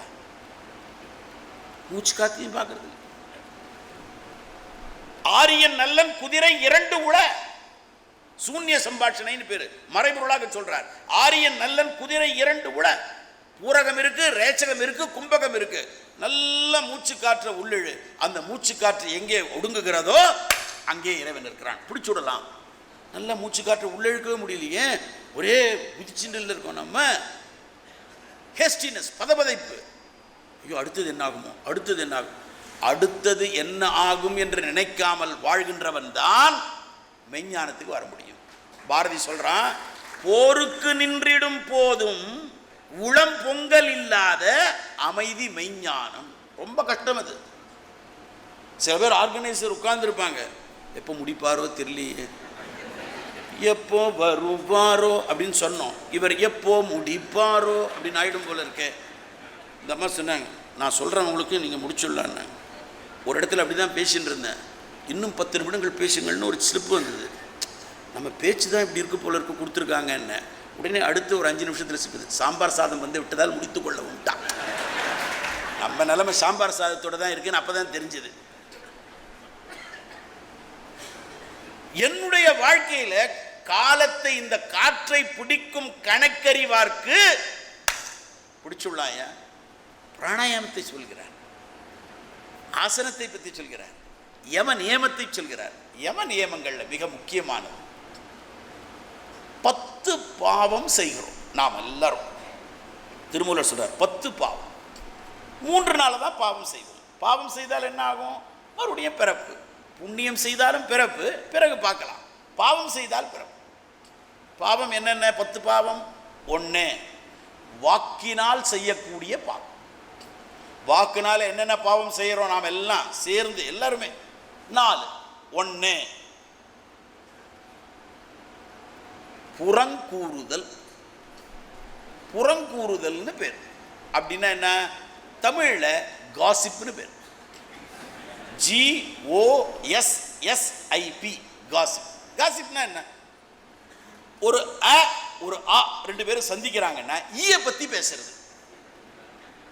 2 பேர் சந்தித்தால் 3வது நபரை பற்றி பேசுகிறோமே, அதுக்கு பேர் புறங்கூறுதல். அவர் இல்லாத போது அவரை பற்றி பேசுதல் காசிப். இவர்கள் ஆன்மப்படியில் ஏறவே முடியாது, பகவானை பார்க்கவே முடியாது. அத்தனை பத்திரிகைகளும் அதைத்தான் செய்யும். ஏதோ சில 1-2 நல்ல பத்திரிகை இருக்கலாம், உண்மையின் உரைகளாக சில பத்திரிகைகள் இருக்கலாம். பல பத்திரிகைகள் இதுதான். காசிப் பண்ணக்கூடாது. நம்ம வீட்டில் அதான் நடக்கிறது, சமுதாயத்தில் அதான் நடக்கிறது. நல்ல விஷயங்களை சொல்லலை. இந்த நாட்டில் எத்தனையோ நல்ல விஷயங்கள் இருக்கு, பல நல்ல விஷயங்கள் இருக்கு, நடந்து கொண்டே இருக்கு. ஆனால் அது யாரும் சொல்றதில்லை. அது முதல் பக்க தலைப்பு செய்தாவும் வரல. அப்போ வாக்கினால் செய்யக்கூடிய முதல் பாவம் எது? புறங்கூறுதல். இன்னொருத்தரை பற்றி தப்பா பேசுறது. பேசாதே. ஒருத்தர்கிட்ட ஒருத்தரை பற்றி இன்னொருத்தர் சொல்லிட்டு இருக்கார், என்னன்னோ தப்பா சொல்லிட்டு இருக்கார். அதுக்கு அவர் சொன்னார், அவர் எப்போ வந்தாலும் வெள்ளை வேட்டி வெள்ளை சட்டை நல்ல நேர்த்தியாக வருவார் பார்த்தீங்களான்னு. அவர் நல்ல விஷயம் இருக்கு, அதை எடு. அவர்கிட்ட 1000 குறைகள் இருக்கலாம், நல்ல விஷயத்தை மட்டும் சொல். நாட்டில் இருக்கிற குறையை சொல்லு, அதை தீர்க்கிறதுக்கான வழியை சொல்லு. ஆனால் இன்னொரு நபரை பற்றி குறை சொல்லாதே. புறங்கூறுதல் 1. 2வது பொய் பேசு. 3வது கடும் சொல், கடுமையான சொற்கள். அறிவு இருக்கா அப்படின்னு கேட்கறது. அவனுக்கு சந்தேகம் வந்துடும், நமக்கே சந்தேகம் இருக்குது அறிவு இருக்கான்றது. அறிவு இருக்கா கேட்காது, கடுஞ்சொல் பயன்படுது. காட்சிக்கு எளியன் கடுஞ்சொல்ல நல்ல நெல் மீ கூறும் மன்னன் நிலம்னா. மூணாவது. நாலாவது மிக முக்கியமானது, பயனில்லாத சொற்களை சொல்லுதல். நாலு என்னென்ன? வாக்கினால் செய்யக்கூடிய பாவங்கள்: பொய் சொல்லுதல், புறங்கூறுதல், கடுஞ்சொற்களை பேசுதல், பயனில்லாத சொற்களை சொல்லுதல். நாலுத்தையும் யம நியமத்தில் சொல்றார். பொய் கூறான், பொய் சொல்லாதப்பா, உண்மையை கூட சொல்லாமல் இருந்துரு, பொய் சொல்லாது, உண்மையை சொல்லாது, அமைதியாக இருந்து. சில சமயம் அப்படி இருக்கும் வாழ்க்கையில் நிலைமை, சொல்லாது. பயனில்லாத சொற்களை பேசாதே என்றால் அதற்கு பெயர் வாக் தபஸ் என்று பெயர். வாக் தபஸ். மாதத்திலே மூல நட்சத்திரம் என்பது சரஸ்வதிக்கும் உரியது, ஆஞ்சநேயருக்கும் உரியது. அந்த நாளிலே நான் மௌன விரதம் இருப்பேன் என்று சொன்னால் அது வாக் தபஸ். நம்மெல்லாம் முடியாதா? மகாத்மா காந்தியடிகள் வாரத்தில் ஒரு நாள் உபவாசம் மட்டும் இல்லை, பேசாமல் மௌனம் விரதம் இருந்தார். எனவே வாக்கினால் செய்யக்கூடிய 4 பாவங்கள், மெய்யினால் செய்யக்கூடிய பாவங்கள். உடம்பினாலே கொல்லுதல், கொல்லாமை சொல்றார். அடிக்காதப்பா, விலங்குகள் எல்லாம் சாப்பிடாது. இன்னிலேருந்து மாமிசம் சாப்பிட்றவங்களா இருந்தா மாற்றிக்கணும், உயிரை கொல்லக்கூடாதுப்பா. அதனால் ஆன்மீக முன்னேற்றம் கிடையாது. ஏஎம்ஆர் எழுதுவார், தன்னுடைய எல்லா பிரச்சனைகளையும் அவர் எழுதும்போது, இந்த பிரச்சனைகள் தீருகின்ற வரையிலே புலால் உண்ணாதீர்கள், உண்டால் பலிக்காது. நீ செய்கிற எந்த பிரார்த்தனையுமே பலிக்காமல் போயிடும், செய்யாதப்பா. எனவே 2வது விஷயம், கொல்லாதே இன்னொரு உயிரை, உடம்பினாலே கொல்லாது. 1.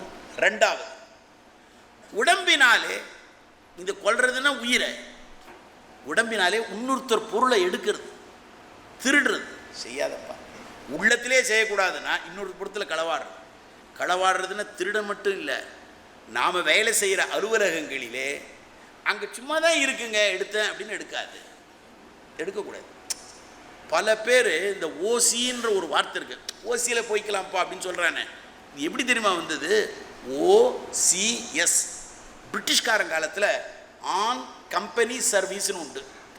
அந்த ஆன் கம்பெனி சர்வீஸில் இவன் லெட்டரையும் சேர்த்து அனுப்பிச்சிடுவான். அது ஓசிஎஸ்ன்னு வந்து இப்போ அரசாங்க இடத்துல இருக்கக்கூடிய பேப்பர், பேனா, பென்சில் எல்லாத்தையும் எடுக்கிறது எல்லாமே ஓசியில் எடுக்கிறதுன்னு ஆயிடுச்சு. சாணக்கியன் எப்படி இருந்தான்னா விளக்கு வச்சுட்டு இருப்பான், எழுதிக்கிட்டே இருப்பார். சாணக்கியன் எழுதிக்கிட்டே இருப்பார். கொஞ்ச நேரம் கழித்து அந்த விளக்கை அணைச்சிட்டு இன்னொரு விளக்கை ஏற்றிப்பாரான். பக்கத்தில் ஒருத்தர் இருந்தார், என்னங்க அதே விளக்கு அணைச்சிட்டு இன்னொரு விளக்கு ஏற்றுறீங்களா எதுக்குன்னார்.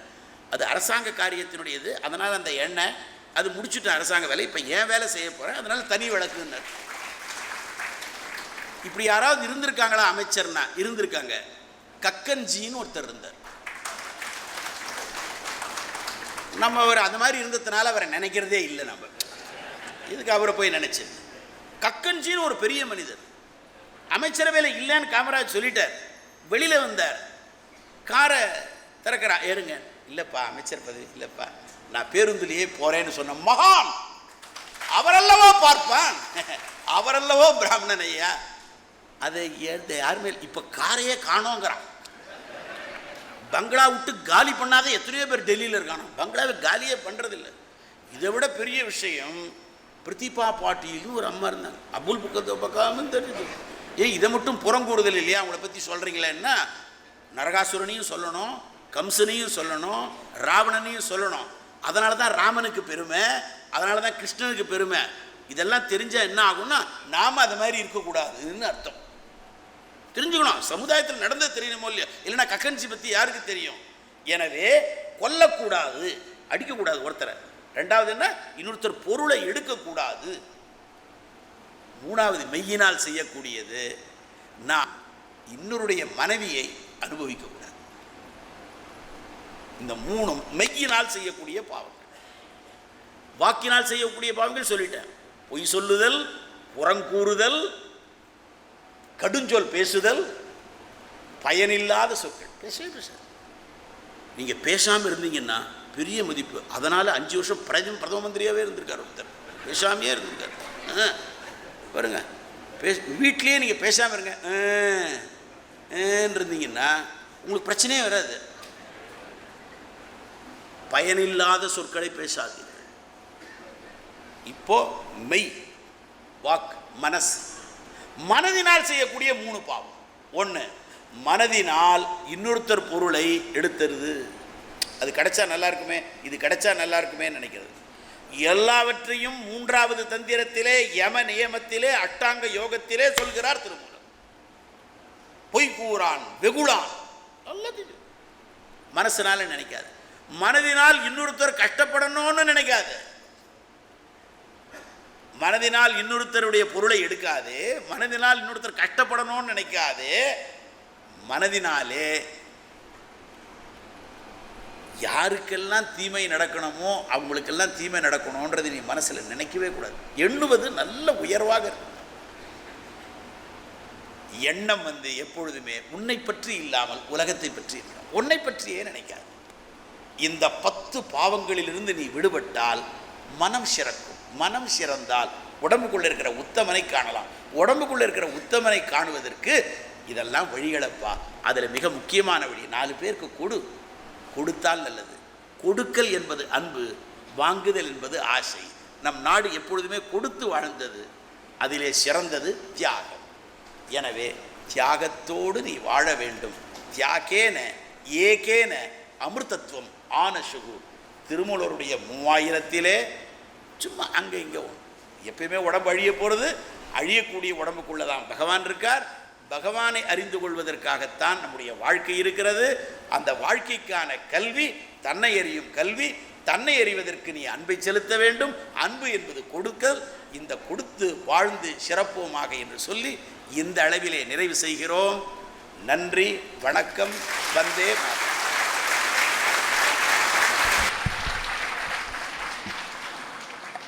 தாமரைக்கு இன்னொரு பேர் இருக்கு, பதுமம்னு.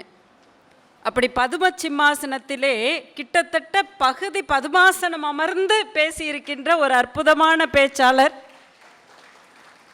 அவர் என்ன சொல்லி அவர் சொல்றதுன்னு தெரியல. திருமூலரை மிக அழகாக எளிதாக நம்ம எல்லாருக்கும் புரியும் வண்ணம் அவருடைய மந்திரத்தை சொல்ல இனிய சொல் சித்தன் திரு ஸ்ரீ ரமண பாரதி அவர்களுக்கு மீண்டும் ஒரு முறை நம் அனைவரின் சார்பிலும் நன்றி பாராட்டிக் கொள்ளலாம். மன்னன் கோன் முறை அரசு செய்க, உறைவிலாது உயிர்கள் வாழ்க, நான் மறை அறங்கள் ஓங்க, நற்றவம் வேள்வி மல்க, மேன்மைக்குள் செய்வ நீதி விளங்குக உலகம் எல்லாம், மேன்மைக்குள் ஹிந்து நீதி விளங்குக உலகம் எல்லாம், மேன்மைக்குள் தர்ம நீதி விளங்குக உலகம் எல்லாம். ஓம் பூர்ணமதః பூர்ணமிதம் பூர்ணாத் பூர்ணம் உதச்யதே பூர்ணஸ்ய பூர்ணமாதாய பூர்ணமேவாவசிஷ்யதே. ஓம் சாந்தி சாந்தி சாந்தி. ஹரிஹி ஓம். ஓம் முழுமையது முழுமையது முழுமையான முழுமையில் இருந்தந்த முழுமை தோன்றும் முழுமையில் இருந்தந்த முழுமை தன்னை முழுமையாய் எடுத்த பின்னும் முழுமை மிஞ்சும். ஓம் சாந்தி சாந்தி சாந்தி. ஹரிஹி ஓம். சத்குருநாத மகராஜ் கி, சித்தி விநாயக மூர்த்திக்கு, வெற்றிவேல் முருகனுக்கு. நம பார்வதி பதையே. தென்னாடுடைய சிவனே போற்றி,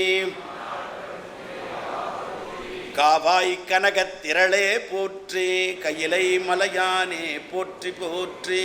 கோவிந்த நாம சங்கீர்த்தனம். ஜெய் ஸ்ரீ சீதா ராமச்சந்திர மூர்த்தி கி, ஜெய் ஸ்ரீ ராதா கிருஷ்ண லால் கி, ஜெய் ஸ்ரீ பவன சுத ஹனுமான் கி, கங்கா மாதா கி, காவிரி மாதா கி, துளசி மாதா கி, வேத மாதா கி, போலோ பாரத் மாதா की.